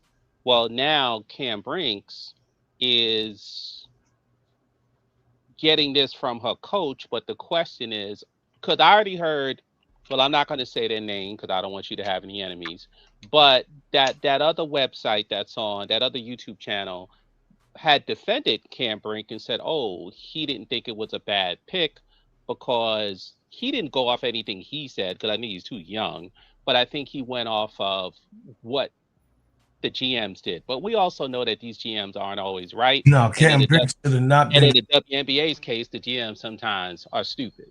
By no means, Cam Brink should not have been. That was Angel's spot. That was spot. Period. Yeah. Okay. By no means, Cam Brink supposed to have been the second overall pick. That was Angel Reese's spot. She fell in the draft. Okay. So on, so on. Okay. Fine. Fuck. But now we're here. Cam Brink, and then we're going to close and we're going to go to the next. Well, Brocard, the question I'll ask for you is, because people in the chat are talking about this, so I want to ask you, what teams do you think she'd be a good fit? Where Cam Brink would be a good fit? What do you think they'll get for her? I think Portland or yeah, Portland would be a good team because they don't have talent. So yeah, she could start right away, right? Start right away. Portland. Look, Eagle said the same thing. Portland, I think she can go to Toronto. Yeah, she'll go to Toronto. She would be good in Toronto. Teme's trash. Right away. She could go to Toronto Tempo right away and start. And she can also go to she could go to the Phoenix Mercury. She could go there in Phoenix and actually play well amongst those. Is Westbell injured or she's not injured? Yes, Westbell is injured. Okay. Westbell is gone. And she'll still be close enough to California the way she can go there when she wants. Yeah. So I think those three teams will be good fits for her. So, we're gonna move to the next subject. And then but Cam Brink, I'm praying for. I really am. I'm praying for Cam Brink because I don't, being a second overall pick, you just have to produce. There's no ifs, ands, or buts. Bro, Claude, look at her arms in your picture, bro, Claude. What'd you say? Look at her arms in your picture. Oh yeah. It looks like a skeleton. Yeah, she's thin. She's thin. Which means that she would have to be a stretch 4 or a stretch 5. Right, or 3. No, stretch 3. Her shooting's erratic, and she doesn't have the handle to play a 3. Right. She don't have the handles to be a 3. She got decent handles, but she don't have the ultimate handles to be a 3. Actually, on. I don't even think she had decent handles. No, she decent. She not bad. She used Nah, to handle. I agree. She used agree to with handle the Jacob. ball in college. Y'all go Bro, watch. college. This is in college in Yeah, the but W. she can't. Yeah, but she can't make a move. But she can't make a basketball move to the basket I mean, on a she ain't been. regular basis. I'm saying what. So this is what Angels said the problem was. She said last year she had to tap into what she did in college because she was not used to. She was not playing none of that. When she came into the W, she was not playing that way. So that's why she kind of looked fumbly last year when she first started out those 8 games that they were talking that shit about her. She was Okay, also coming off hand surgery. I think that's no, it don't. Angel. That was Listen, Angel's response to why she started off the season. I mean, She what put we it on all her think show. and what she said. I'm going on what she said. What we think, it doesn't matter. What No, this is Angel what said. Angel said. Angel on her show said the reason why she started off the way she did was because she was recovering from hand surgery. No, I'm Angel said not that. listening to that. I'm not talking about that part. Handling the ball, dude. I had surgery on my hand. You never lose handles, bro. Angel got This handles. had nothing to do with her handles. It just had to No, do with the fact of her shooting percentage and everything else the first I 10 wasn't. games of No, 2025. you went somewhere else. Listen Because to remember, she had a we. splint on her hand. I think she took it off or something like that. No, just listen to what I'm saying. You went somewhere else. I said handling the ball, putting the ball on the floor. Our argument, our back and forth initially said, what about Cam Brink? I'm saying Cam Brink was putting the ball on the floor in college. But I agree with Jacob that it's a different type of handle. Um, Cam Brink's handle, from what I remember, is it's a type of handle to where maybe she can dribble the ball a little bit, kind of the way AB Boston does with Indiana. Yeah, But he got handles. she's not going to consistently make a basketball move to the basket without looking fugly. She's not going to push the break on a regular basis. Let's take Malanga. Perfect example. Would you agree that Cameron Brink's Malanga's not as good a shot blocker, but would you agree that Malanga and Cameron Brinks have a lot of similarities as players?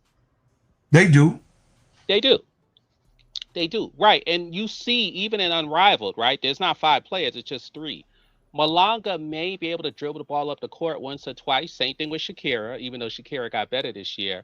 But if Kerry they got do it on better. a, but Yeah, if they do it on a consistent basis, they throw the ball away, they get their pocket picked, they look crazy, and then eventually the coach tells them, okay, calm it down.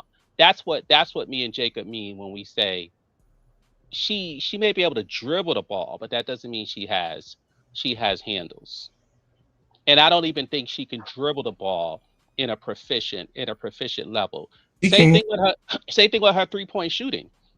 She can. Anyone Though. can shoot an open 3-pointer because no one's going to guard a 6'5" person shooting a 3-pointer unless you're JJ or somebody of that ilk. But after a while, if she could hit them consistently, they would start guarding her. But she's erratic with her 3-pointers as well. I mean, she can dribble. I'm letting you know she can't dribble the ball. She can dribble the ball. I'm just going off what you said. You didn't watch him in school. I did. That's why Duvall will tell you that he was wrong when he was like, "Oh, Angel needs to stay under the basket." Angel, I say, no, Angel got handles. He was like, "No, she don't need to be." This was last year's argument that we were going back and forth. It wasn't really an argument, but we were going back and forth. He was like, "No, man, she need to be up underneath that basket, man, and get the rebound." I said, Angel can put the ball on the floor. So I'm telling MSL for the record, Cam Brink can put the ball on the floor. She's not able to show that skill. Once again, go back and look at her game. Yeah, I don't want to attack. Wait, in college or not? In college or in the pros? College. But college is different than the pros. Listen, God damn it. We didn't know what Angel could do until they let her do it last year. Angel wasn't handling the ball, Jacob, in the first year. Let's not stop the cap. She I was mean, not. no. In fairness, Blow Claude, she did it somewhat, but not to the level that she did No, it she in wasn't bringing that goddamn 2025. No, ball up, but I've the seen games teaspoon where wanted she up, pushed up the underneath. ball, where she Come on. pushed the ball up the court, and also what Weatherspoon started having her do. She was part of the. I can't think of the proper term, but like when the clock is running out, Angel would be one of the people who would help dribble the clock out at the end of games. So Teaspoon was making that transition, to be fair. But I don't know if I can I say didn't that see about. it. I didn't But see that's it. fine that you didn't see it, because I'm No, sure some I didn't people in the see the chat. transition of what she can do. I knew what she can do. I called it what she can do because I was upset at Teaspoon on that part of her not letting her run the offense sometimes. She did not do it because she had a slew of blue guards, LA, Dana Evans, Diamond DeShields, all of those people, Kennedy Carter. It was too many guards for Angel to even have to handle the ball. Okay, I'm just keeping it real with y'all. Y'all can like it, leave it alone.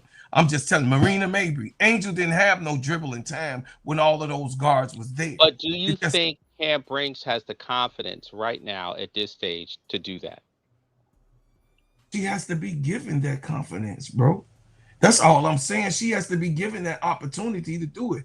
I'm telling you that Cam Brink can put the ball on the floor, not dribble between. I'm not saying she Olivia Miles, but I'm saying she has a capability of being able 20 feet out of driving to the basket, taking the opponent, because she's done it in college. You could go look at her Stanford, highlights. She got, for damn sake, she won a championship. She was a part of the championship. She wasn't the leader, the head of the championship, but she was a part of the championship when she was at Stanford, right? So for God's sakes, y'all, I'm just telling y'all. Well, Jacob is right about one thing. She's not driving like that She's not doing it like the pros, but she can. Whose fault that she's not doing it? Who is the fault of that? The coach. The coach. Tyler Marsh did something that was big. Why does John Shaft keep saying we're tripping? What are we tripping about, bro, Claude? Do you know? No, I don't know. John Shaft. Tell Richard Roundtree. Ask Richard Roundtree why he keeps saying that. He probably think y'all tripping because he like her talking about 7-foot wingspan. I don't know. No, what he's saying is that y'all don't know that you guys not giving the right analogy. I'm just telling y'all, you and Jacob, that the girl can put the ball on the floor. And y'all, who are we talking about, Cam or AR? Cam Brink. You saying, oh, that's college. So all of a sudden, right now. So I'm not going to say, I'm not going to say what Jacob is saying. Listen. At 56 years old, I can go outside my door, and I have done it because I coach my daughters. I can put the ball on the floor. No, I won't be able to dribble like I was when I was because you ain't 11, got no damn reflexes at this 15, stage. 20, 25, 30. But at 56, I still can handle the ball pretty good. Anybody can dribble in front of a cone. No, ain't no cone. I was out there playing last summer with my daughter. I was out there playing. I ain't know it's go. See, bro, Claude, I'm trying not to be a hater. Because right, you are being a hater. If I say what I really want to say, the Cam lovers are gonna call me a hater. Don't say it though. I'm trying to get. I'm trying to be. I'm trying to save your soul. I'm trying to save your soul for. I don't always want to throw lightning bolts at people. Right. I want to try to save your. Tiffany Coker, come on here. Tiffany, hey Tiffany, let me know I bet you Tiff will chew her up. No, Tiff not gonna do that because go ahead, Tiff, take the heat off. But that's not the case. What we're talking about. She sucks, bro, Claude. I said it. She sucks. But that's your analogy. That's your analogy. But that's because. But I still want her to get a chance, but she sucks. I mean, that's your. I mean, you have a right to say. You're just trying to save your channel from all the. No, you ain't got to do that, man. That's your opinion. So I want Tiffy-Co. Tiffy-Co, you finna come up. I was just letting Tiffy-Co tell you that she got handles. She don't got handles, bro, Claude. But I want to argue with you. Hey, she don't have handles, bro, Claude. She not dribbling like no guard, but she can She is not going to lose the ball See, on the drive. I didn't want to say this yet, bro, Claude, because I wanted to save it for when we talked about Saturday's game. But if I can just interject for a second to give an example of what you're talking about. You know, that game that took place on Saturday, right? What game? At first, the Atlanta game, right? No, man, we not doing that. We ain't doing that, MSL. We off. You going off subject. I We agree, know but what I you was going to make feel. a comparison Okay, go ahead. to what Go you're ahead. talking about, but I don't Okay. have to do it unless you let me make my No, comparison. no, go ahead. Go ahead. I want Okay. to hear it. I'll just cut to the chase instead of saying everything I was going to say. Maybe we can say that later. But Go ahead. basically in that game, though you don't see it in the highlights because she either would pass the ball or she didn't make the basket or whatever. But there were several plays in that game where Angel, there was one on the sideline near the bench, in front of their bench, where Courtney Williams was guarding her. Angel faked her right, then went left and drove by Courtney. Looked very comfortable, and then Courtney kind of caught up with her, tried to grab the ball, but Angel's strength made her just drive through Courtney. There was another play there at the basket, and yeah, she missed the layup, but the drive itself was very, very comfortable. And this is against a guard. And we've seen her do this against guards, blow by guards, mind you, bigs. I don't think Cam Brinks can blow by Courtney Williams. You don't think That's that my means point. that you don't know. And I'm Oh, telling she would. No, she would not. She would not. She Stop. can't. Did you see Brink? Did And I you see guarantee you, Brinks? Jacob will say Oh my God. she cannot drive by Courtney Williams on an island from the baseline, from the 3-point line. She cannot. No, she can't. She won't stop it right there. I said we don't know. We never seen it. How do you know something you there never were rebounds seen? in that game. There were rebounds in that game where Angel grabbed the ball and she didn't necessarily go full speed, but she went 3/4 speed. And I'm sitting there saying, damn, she's fast. Like, damn, she's fast. Because most of the time she meanders because she's looking at the court. She's seeing the court. But when she just makes a beeline up the court, she's fast. I've never seen Cam Brink dribble the ball where I go, damn, that girl is fast. Just hold on, MSL. Hold your horses. Go ahead, Tiffy Co. Hold the horse. Go ahead. All right, appreciate it, y'all. Yeah.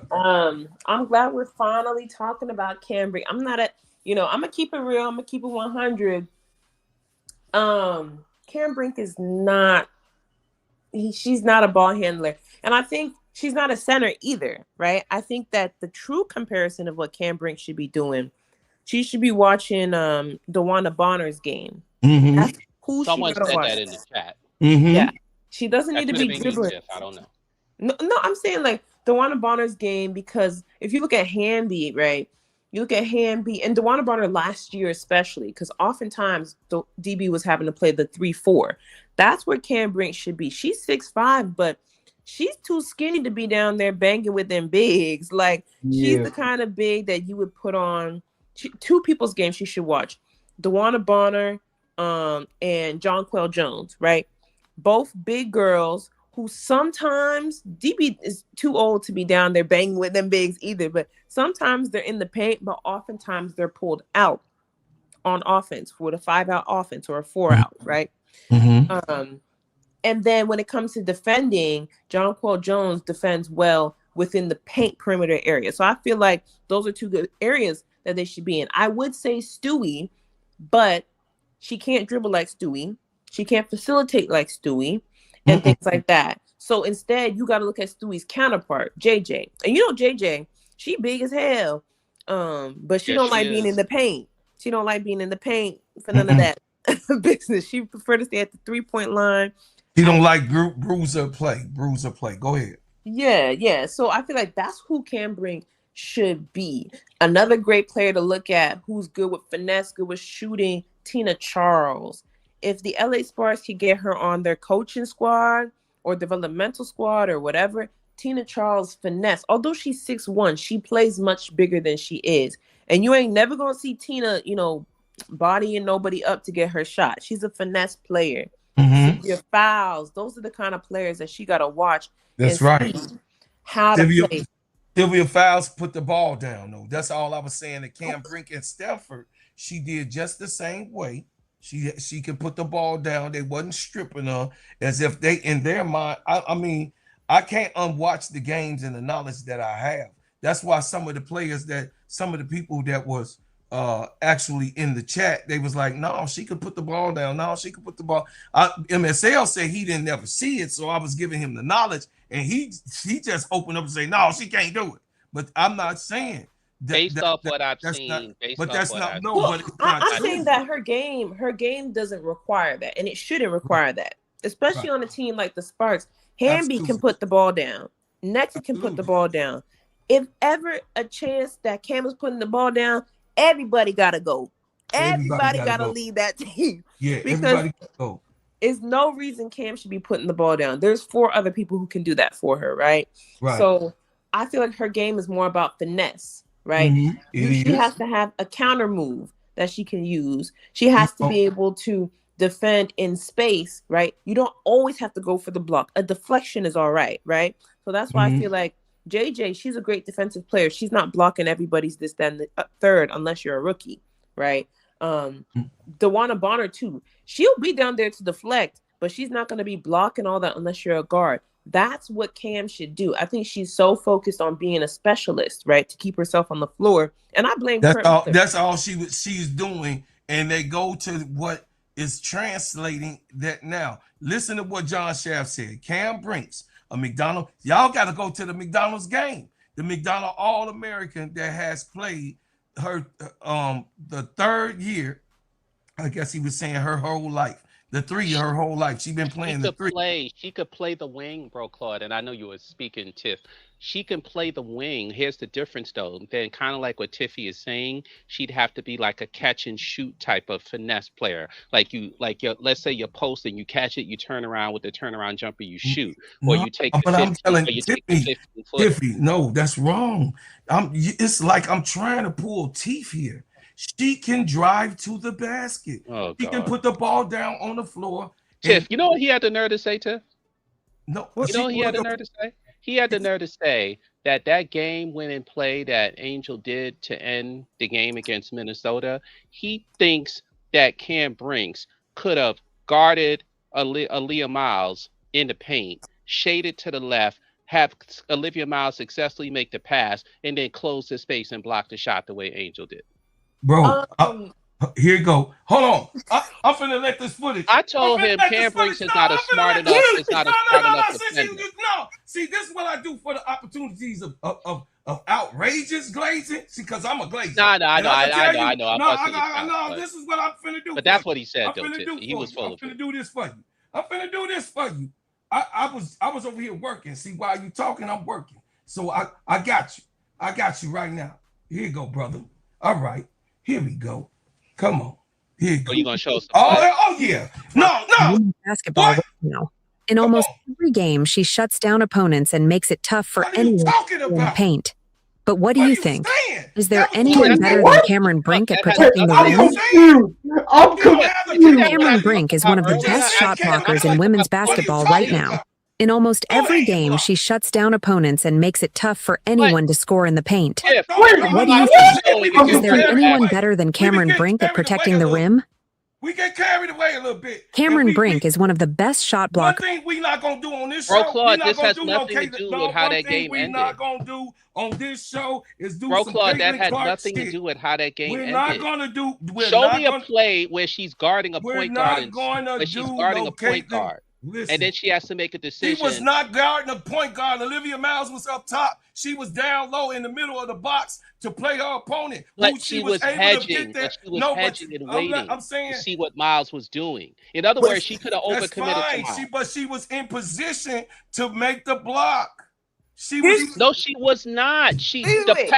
The pass was already successfully made. It's just that Angel closed that space in a blink. What I'm saying, she was in position to close, brother. Don't you understand? No, she was on the right side of the lane, bro, Claude. No, she wasn't. She was on the right side of the lane. What? Oh, sorry, the left side. Sorry. She was on the left side of the lane.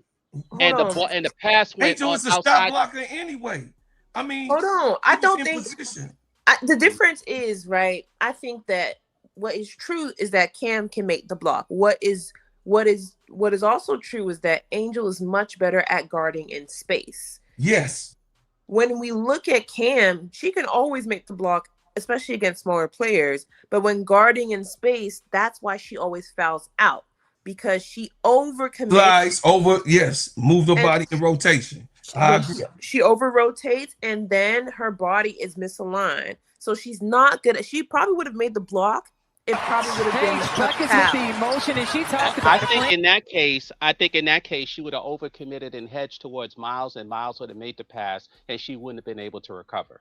That's what I think. I think she would have recovered because of her length, but she would have fouled. I don't think it would have been a clean block. I think it would have been a block that would have been debatable, and it probably would have ended up in free throws. Is y'all looking at what I got on the screen? Is y'all looking at what I got on the screen? I know you don't fucking care, but we're looking.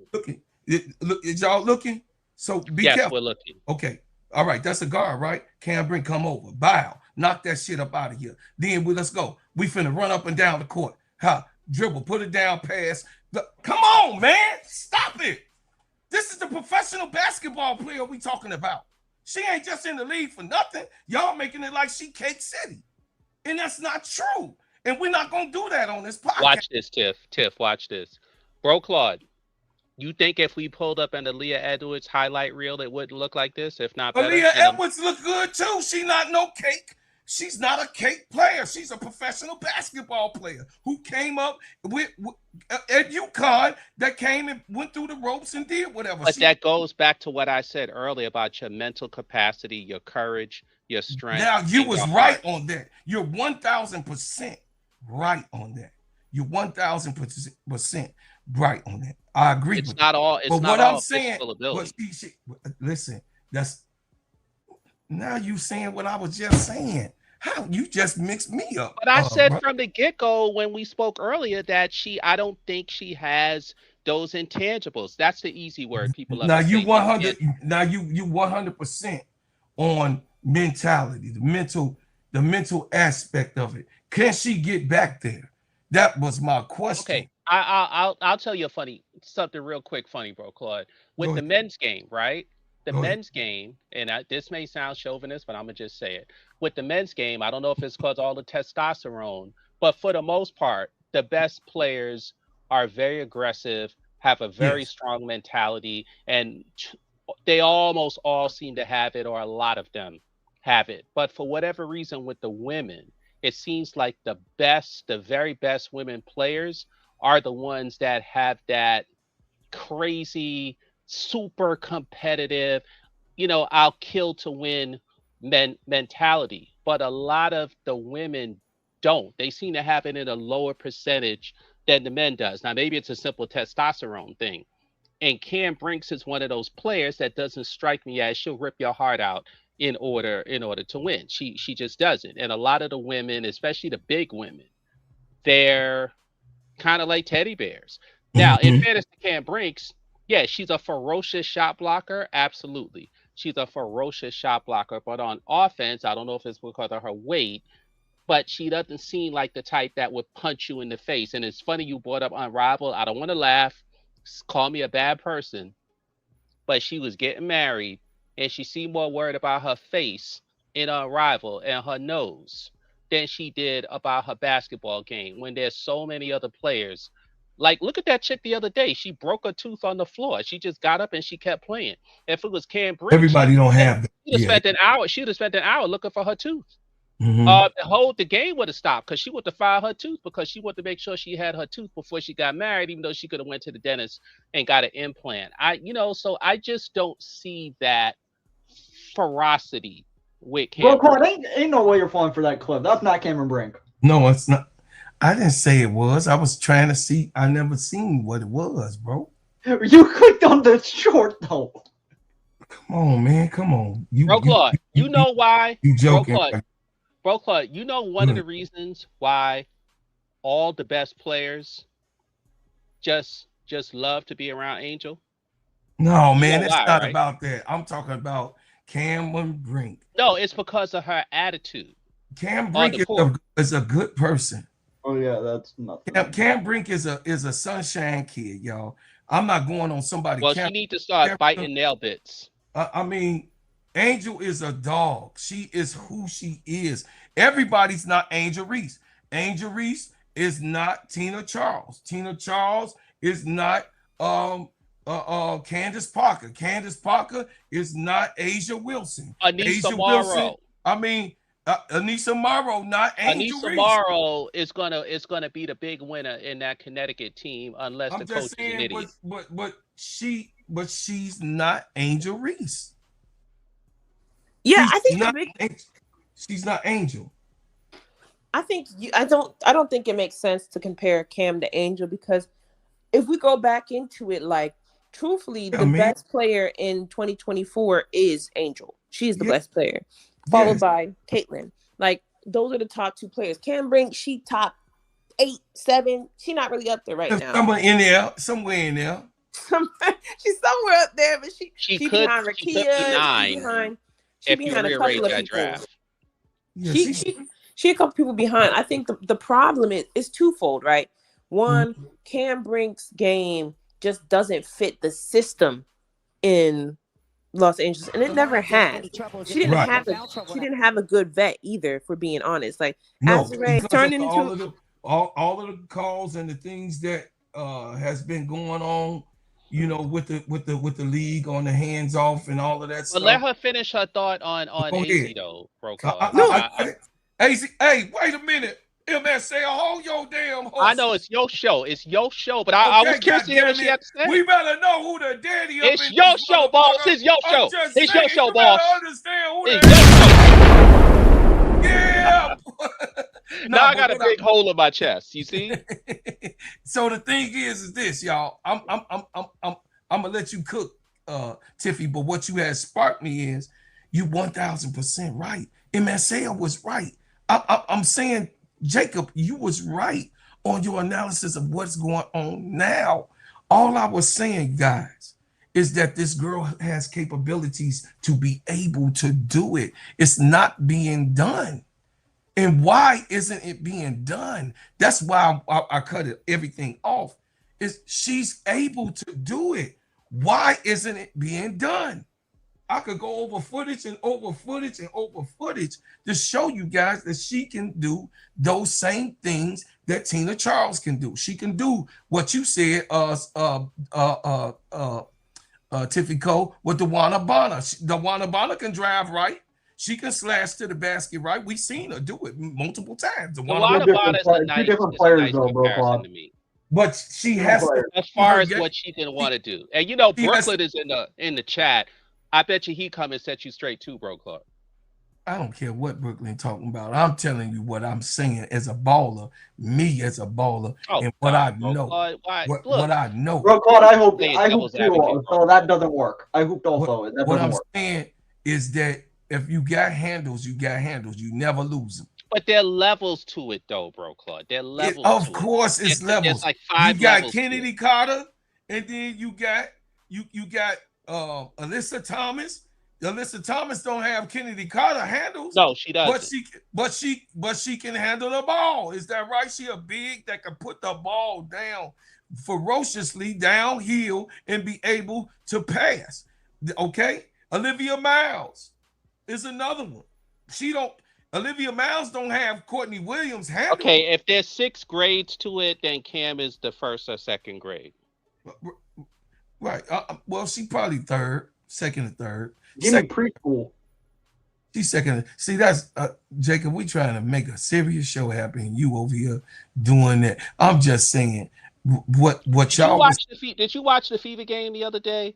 Boston, right? She brought the ball up one time, and I had said Boston got handles. And I had said the next play, watch she throw the ball away, and she did. And then all of a sudden, the coach got on her and was like, "Okay, maybe we shouldn't do this." Right? Because it's not that she can't dribble. It's just that when someone cuts in front of you, when someone traps you, when someone flashes in front of you, or when the defense confuses you, that's when the errant passes come. And sometimes it's not even because you don't have a handle. If you're not used to knowing where your other teammates are going to go, where you're going to pass the ball, right? They zig, you zag. So it's something that you would have to do in All practice. bigs that's handling the ball unnaturally, like Angel had 5 turnovers, right? Right, but you know what? Unless But you had and 5 anyone on the turnovers, panel though, can right? tell, right? But check this out, though, bro, Claude. I don't even remember those turnovers. Do you? I do. Tell me. I know the one I'm where she just saying, stepped on the I ain't got to line, break which that shouldn't have shit been her down. You fault, go but the ball watch was it. going out of We ain't bounds. got time. We trying to go to the next subject, but we got stuck on Cam Brink and what Wait. you said she can't do. But go. We was trying to go to. And the last that I know, Angels with a new team, a new coach, and a new system. Cam Brink's been on this team for 2 years. What's her excuse? It's still new. It's new. It's new people, all new pieces. Oh, And come on, bro. coming Claude, she's with with the you. same coach on the same team in the She's same not with city. the same coach. That coach got here last year. Kurt Miller was her coach when she came Lynne in. Roberts was her coach in 2025. I said Lynne Roberts became the coach in 2025, but Okay, she but was this is her off. second She year was with the off for coach. damn near off. You see how he capping, Tiffy? She didn't have a half a full. Whatever you saying, she didn't have a full season. Did she? Did she? Wait, Did she? let's yes figure or no? this out. No, Did this she is come back? no. Yes, she no, did. because she came back then from she her didn't have injury. a full season, so she didn't have 2 seasons. But She you're had a telling half a me, season and 1. Go ahead. Bro, Claude. You're telling me, so you're saying this is her first season. Is that what you're saying? Her first season with Lynne Roberts? Is that what you're saying? Season. Well, obviously, Lynne Roberts don't care because she don't want it no more. She don't want it. She don't. And I agree Lynne with you. Roberts has seen, so you want to give her the extra year, but Lynne Roberts has seen enough. How about that? I'm with you. I agree. Go ahead. Go ahead, we Tiffy. still waiting for Tiffy. I think that, we got to go to the root of the problem, which is Kurt Miller.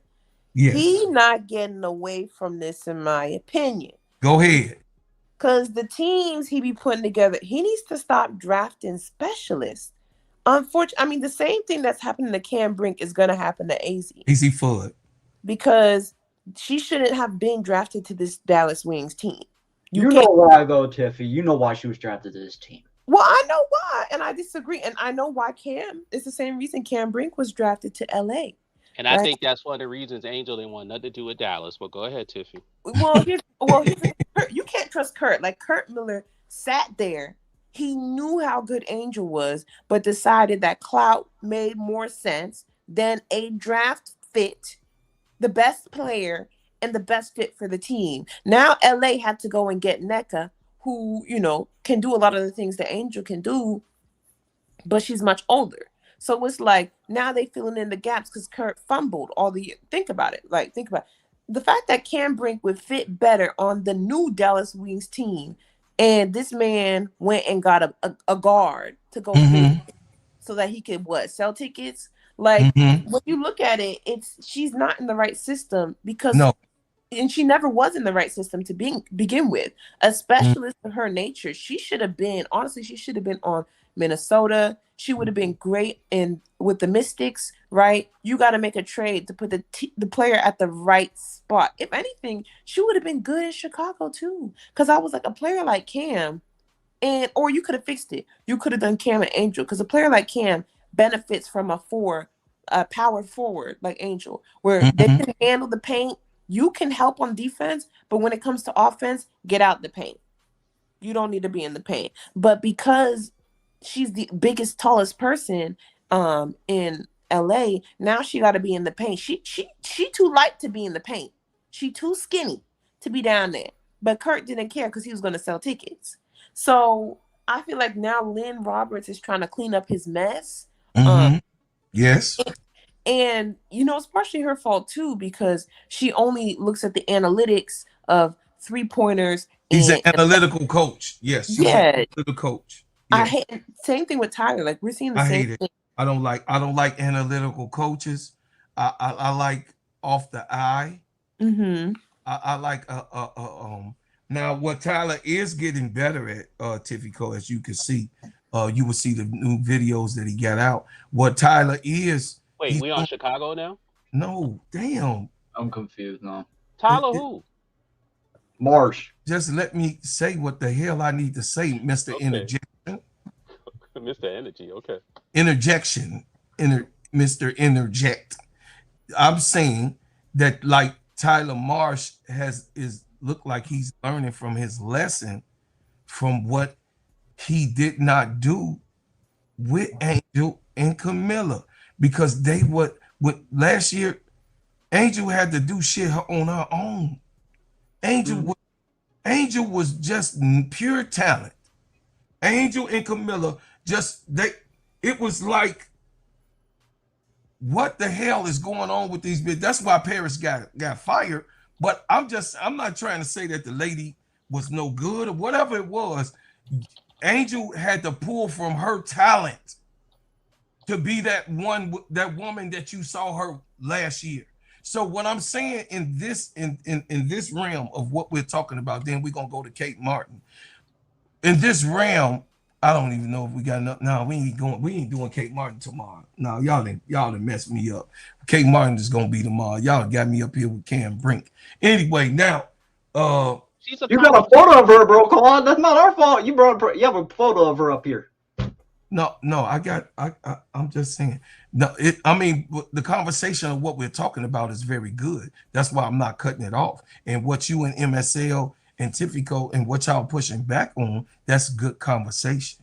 We don't have to agree. We could agree to disagree, but we also have our conversation. That's why it was over 100 people in here listening to us, because of the conversation that we were having. And so are we going to take prop bets on where she's going to end up? And I don't mean real bets. I'm just saying it to be silly. Now you cooking. You cooking. Yeah, because I think that's going to be the interesting speculation. You cooking, because I think she's gonna go to Portland. I think she could go to Tempo. I think she can go to who did I say, brother? Portland, Tempo, and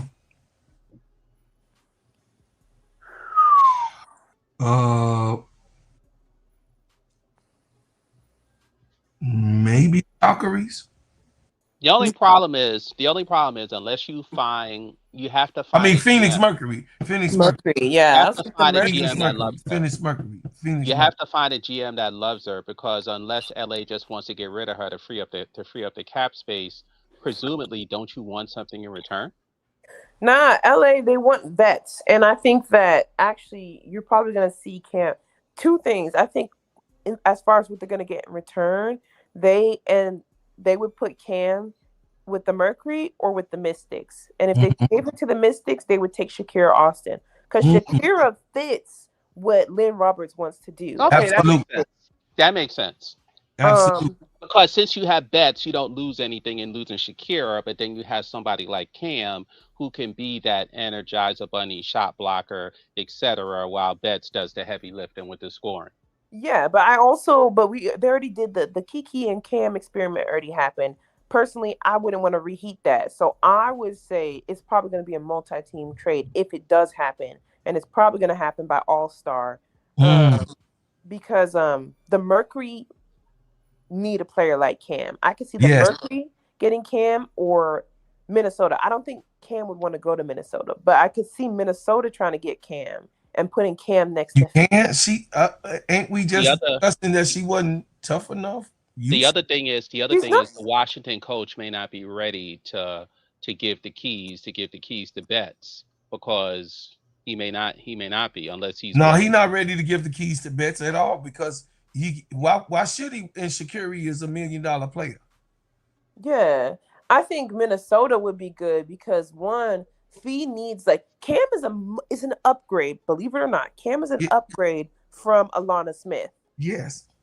So if you put her next to Fee and next to Olivia and next to Courtney and Kayla McBride, that's a championship team. I think that, and that's my whole. This is my whole thing. That's when her shot blocking can become dangerous if you have a good defensive team where other people can score. Just like Angel, Cam Brink was also on a shit show team. Okay?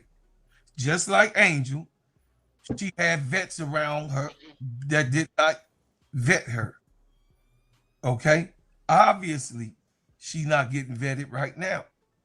In a NECA, and that what it says for a NECA Gumake. I know NECA just got there, but I mean NECA Gumake, unless a NECA can look at this and pay attention, because she is in a union, and this was a hit piece, far as I'm concerned. This was a hit piece. I would just think to pull Cam Brink to the side and talk to her about what needs to be done. And I basically, you guys, I basically would let Cam Brink go. I basically would let her choose what team she want to get traded to, and this is not working for her over there in LA. For as we see, it's game one. Like I said, MSL, before MSL got me charged up. Pump the brakes. It's game one. Let's see what it is. NECA is over there. So let's see if NECA, Tiffy NECA would get her up to par. It's game one. So y'all that part, Jacob, Tiffy. Jacob be dozing off. You there, Jacob? I'm right here. I'm just listening. So am I, because I want to say something. I'm just rolling my eyes. Yeah, I'm just like. I'm rolling my eyes, Pro Claude. Go ahead. Because to learn from NECA is a process, because of NECA's 1,000 moves and footwork in the paint. It would be easier for her to learn from someone who can start with something more simple, like defense, for example. But to learn from NECA is gonna take 1 to 4 years, and she may not be there that long, unfortunately. Well, I think here's the thing, though. I think the perfect player for her to learn from is in, Phoenix, right? The second best player for her to learn from is in Minnesota, in Fee, right? Because Fee, although it was a fake award, she won that. The award is looking a little funny in the light, given her recent comments. But she won the DPOY because of her timing on defense, right? If she can just teach a little bit of that timing to Cam, she would be a monster. And same thing, I hate doing NBA comparisons. It really irritates me. But same thing for Wemby too, right? Although they never call him for anything, he is now much more effective at blocks because he got to study the game and understand the timing. Again, Cam hasn't had good vets. Azare is great when it comes to a TikTok, but Miss Girl does not like doing nothing in the paint, including defense. So she good for a little TikTok. She good for a little get ready with me, but she has not been able to slow down the game for Cam. She needs a vet that can slow it down. Right. Yeah, she did not. Now, Azare did not. So that was good that you brought that up. Azare is not somebody for Cam Brink to model her game after. You know why? It's because Azare is more limber and agile of a player. I know y'all gonna be shocked, and she can shoot that motherfucking rock anywhere on the court, almost like the Wannabe. Azare Stevens can. Yes. So Cam Brink coming up to par for her to be Azare, because Azare, as you know, Tiffy, she had a stellar season last year. Coming from unrivaled, winning the championship, and then playing last year, she broke all of her, her league normal. She stepped the game up, so that's why she supposedly got this $1 million. So we'll see what that turns out to be in a moment, in a couple weeks, or whenever she returns. We'll see what that pans out to be. But go ahead. No, I was gonna say quickly. What's funny is Azare only got better because she was playing with Angel. There was never anyone. She's been in the league 8 whole years. She ain't never played defense once. But one summer or one off season, one winter with Angel, now all of a sudden Azare can move her feet. That's great. That is great. But the fact of the matter is, how can that kind of player who's just learning how to move her feet in year 8, how the heck is she supposed to help Cam Brink? She's been wasting that girl time. She wasn't gonna be able to do it. That was a good point. That's why I agree with you. I didn't see that happening. So, y'all, we got 2 hours on Cam Brink. Damn, Is it really, Bro Club? 2 hours. Oh God, And we never got the chance to talk about that game on Saturday, did we? No, we didn't. We gonna do it tomorrow, though. I promise you. They Tomorrow. play tomorrow. Unless we gonna talk about it before tomorrow's game. We could talk about it in the morning. I'm on at 10. I'll try. Okay, you could try, but we still gonna talk about it. It doesn't matter. But Okay, fair enough. Yeah, we gonna talk about it. Don't matter. It's still history, right? It's still Yes. it's what's happening, and this is what I want to do. You know, a lot of people, try to criticize us because, of course, this is a Angel Reese channel, right? So a lot of people in the comments, I know you be seeing it, MSL. Jacob probably don't be in my comments, but MSL will tell you guys that they don't really, you know what I mean? I get treated real bad in the comments about how I feel about Angel, and I don't care. You got what I'm saying? Okay, yeah, I don't care because I'm loyal to a fault, okay? And that's what it is, you know what I mean? Because I know my baby girl didn't get the shot that she was supposed to have, okay? She didn't get what a normal player of her caliber was able to do. So, I'll say this, man, after these messages real quick.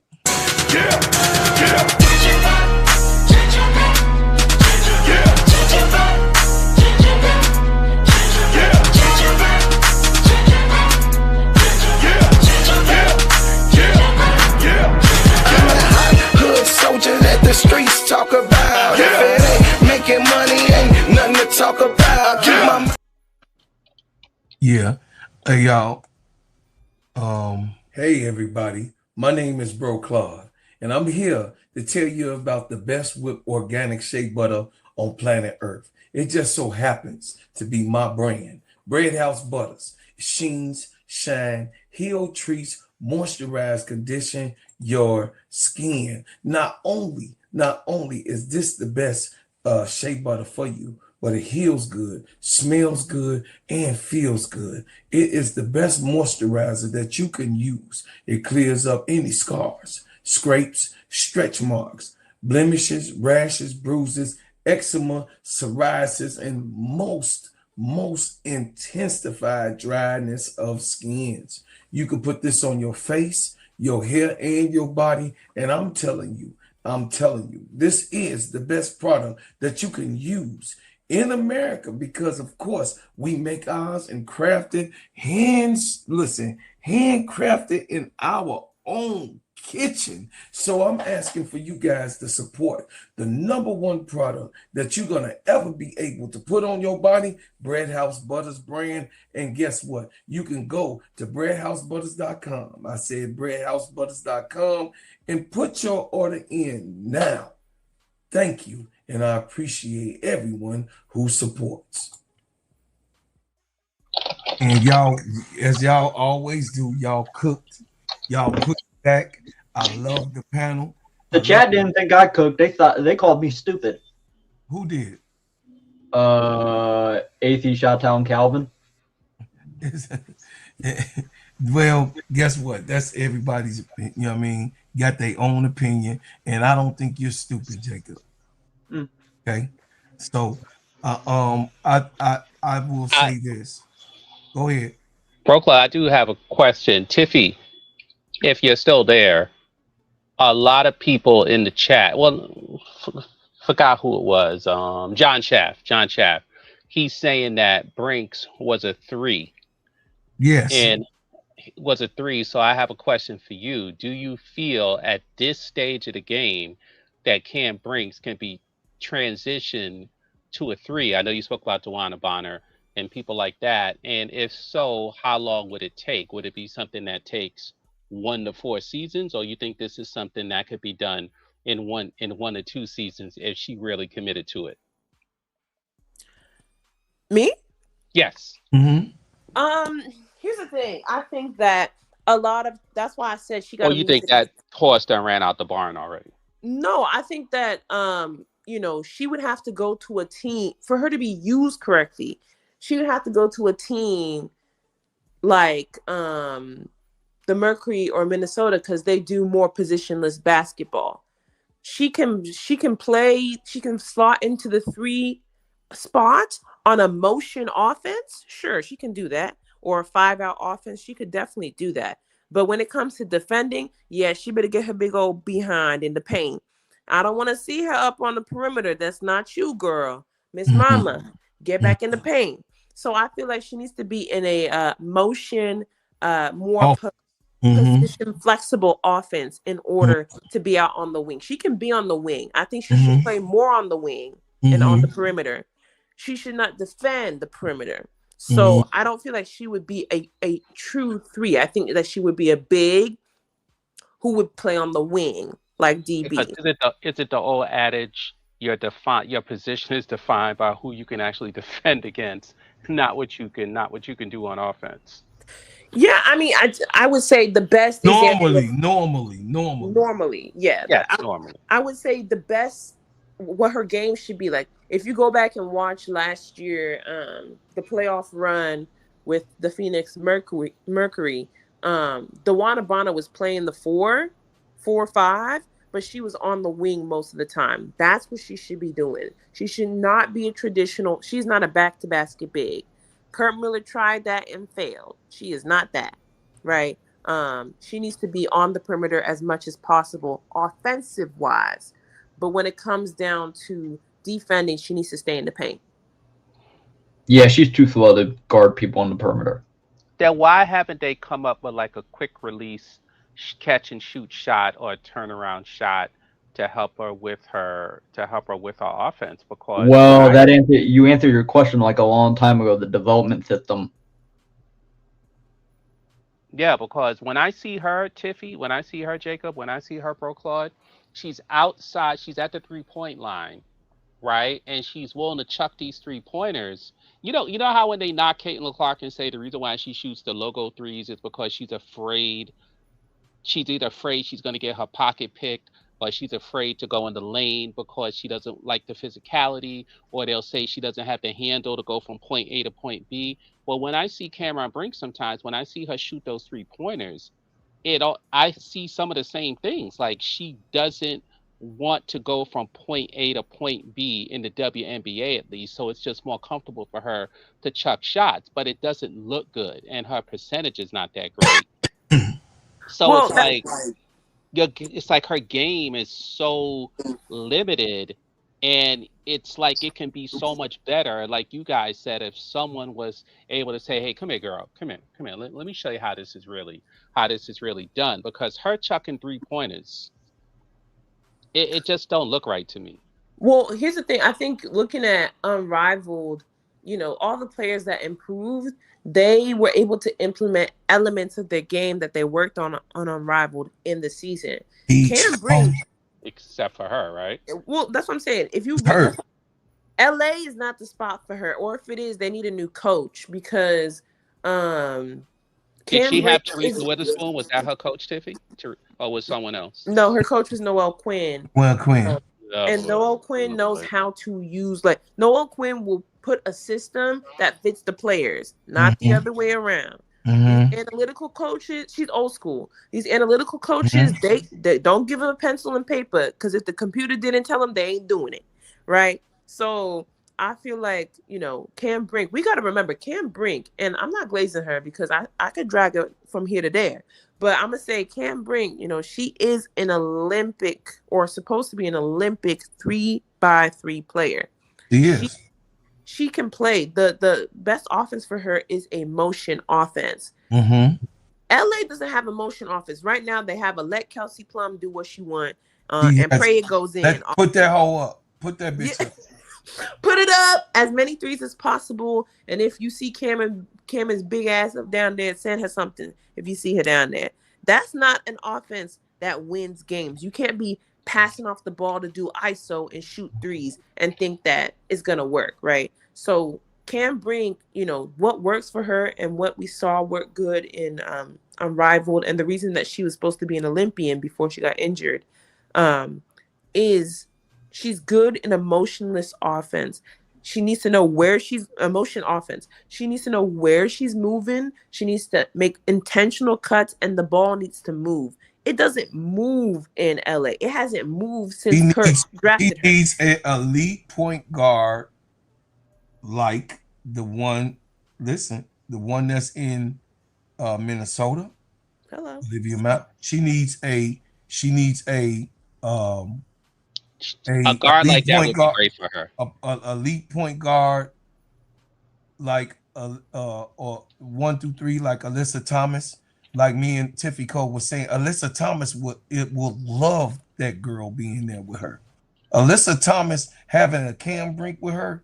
Oh my God, that brings a whole lot of pressure. And really, Alyssa Thomas can actually focus on doing what she knows how to do best. But because DeWanna Bonner is very light in the butt, of course, but really, y'all see when she's pushed and moved to the 5, she gets in foul trouble, like you saw in this last game against the Valkyries. She got into foul trouble. Why? Because DeWanna Bonner also. Tiffy Cole, I don't know if you watched the game last night, but I watched the Valkyries game last night. DeWanna Bonner got into foul trouble. You got what I'm saying? And that was because she got moved to the 5. Okay. Really? On that team? Yeah. Tasha Mack had to sit down. So they played so-called small ball, right? The small ball, she went to the 5 and she got into foul trouble. She almost got kicked out of the game because she already had one tech called on her for a technical foul from hitting the girl too hard. And then she was going to get a tech another time when she inadvertently hit her in the face, but she still hit the girl in the face, but it was inadvertently, and they didn't call it. They just called it a plain foul. It was inadvertent, and she didn't, swipe down at the ball. It just happened. Okay, so I would say, y'all, we could go on and on. I'm glad that this show was on another basketball player, another situation, so we can. That's not named Angel Reese or Caitlin Clark. Yeah, that's not named Angel Reese and Caitlin Clark, because I want to show my versatility and being able to cover the total in WNBA, because we can't just build. As everybody just seen, you can't build this thing off of 2 players. You have to talk about the total WNBA. Good people, good promoters, and good ball players. They promote the whole product, not just 1 or 2 players. Well, the chat is in disagreement. Some people say she's not a. Well, I don't give a damn what the chat says. Some people say she's not a 4. Some people say she's not a 5. Like everybody disagrees on what position she actually is. She could play. Cam Brink, like Tiffy Cole say, she can be taught to play the 3. Okay, she could be taught to play the 4. Her development got stunted. That's all I wanted to let them. She only played 15 games in her rookie season. 15 games, and then she only played like 20-something games for the second season when this with Roberts. So this is her first full season, and it hasn't begun. She just played 1 game, and I don't think Lynne Roberts did that right, but we'll see what happens. So turn on your notifications every time I drop a hot banger. Please like, share, and subscribe to this channel. Hey, be a member of this channel. I got a members only coming up in the Crash Out Room on Wednesday. Y'all be looking for that. But tomorrow we'll be having more WNBA talk in the morning. And I'm at 10 in the morning and 10 at night. You got what I'm saying? So I'm here all the time, live every single day of the week. And I guess, listen, y'all, I wanted to tell y'all that I appreciate my chat. I appreciate y'all coming through. I appreciate, my panel. I appreciate y'all giving me information, also helping with the show. I am very, very excited for this year. Week 1 we are in, and week 1 looks so good. I mean, let's see at the end of the week how this is going to turn out. But I like what I see. across the board, there are some teams that needs work, but it's other teams that are playing really, really elite. And those teams that, you know what I mean, and some of those teams that's in the middle. We'll talk about that tomorrow morning. The middle teams, you know, just for interest aspect, right? So I appreciate everybody that came through here. I thank you for what you've done. I thank you for what you do, and I thank you for what you will do. And as always, I leave as I came with another banger. Good show, guys. I appreciate y'all grinding hard with me. MSL, you the man. We grinding hard.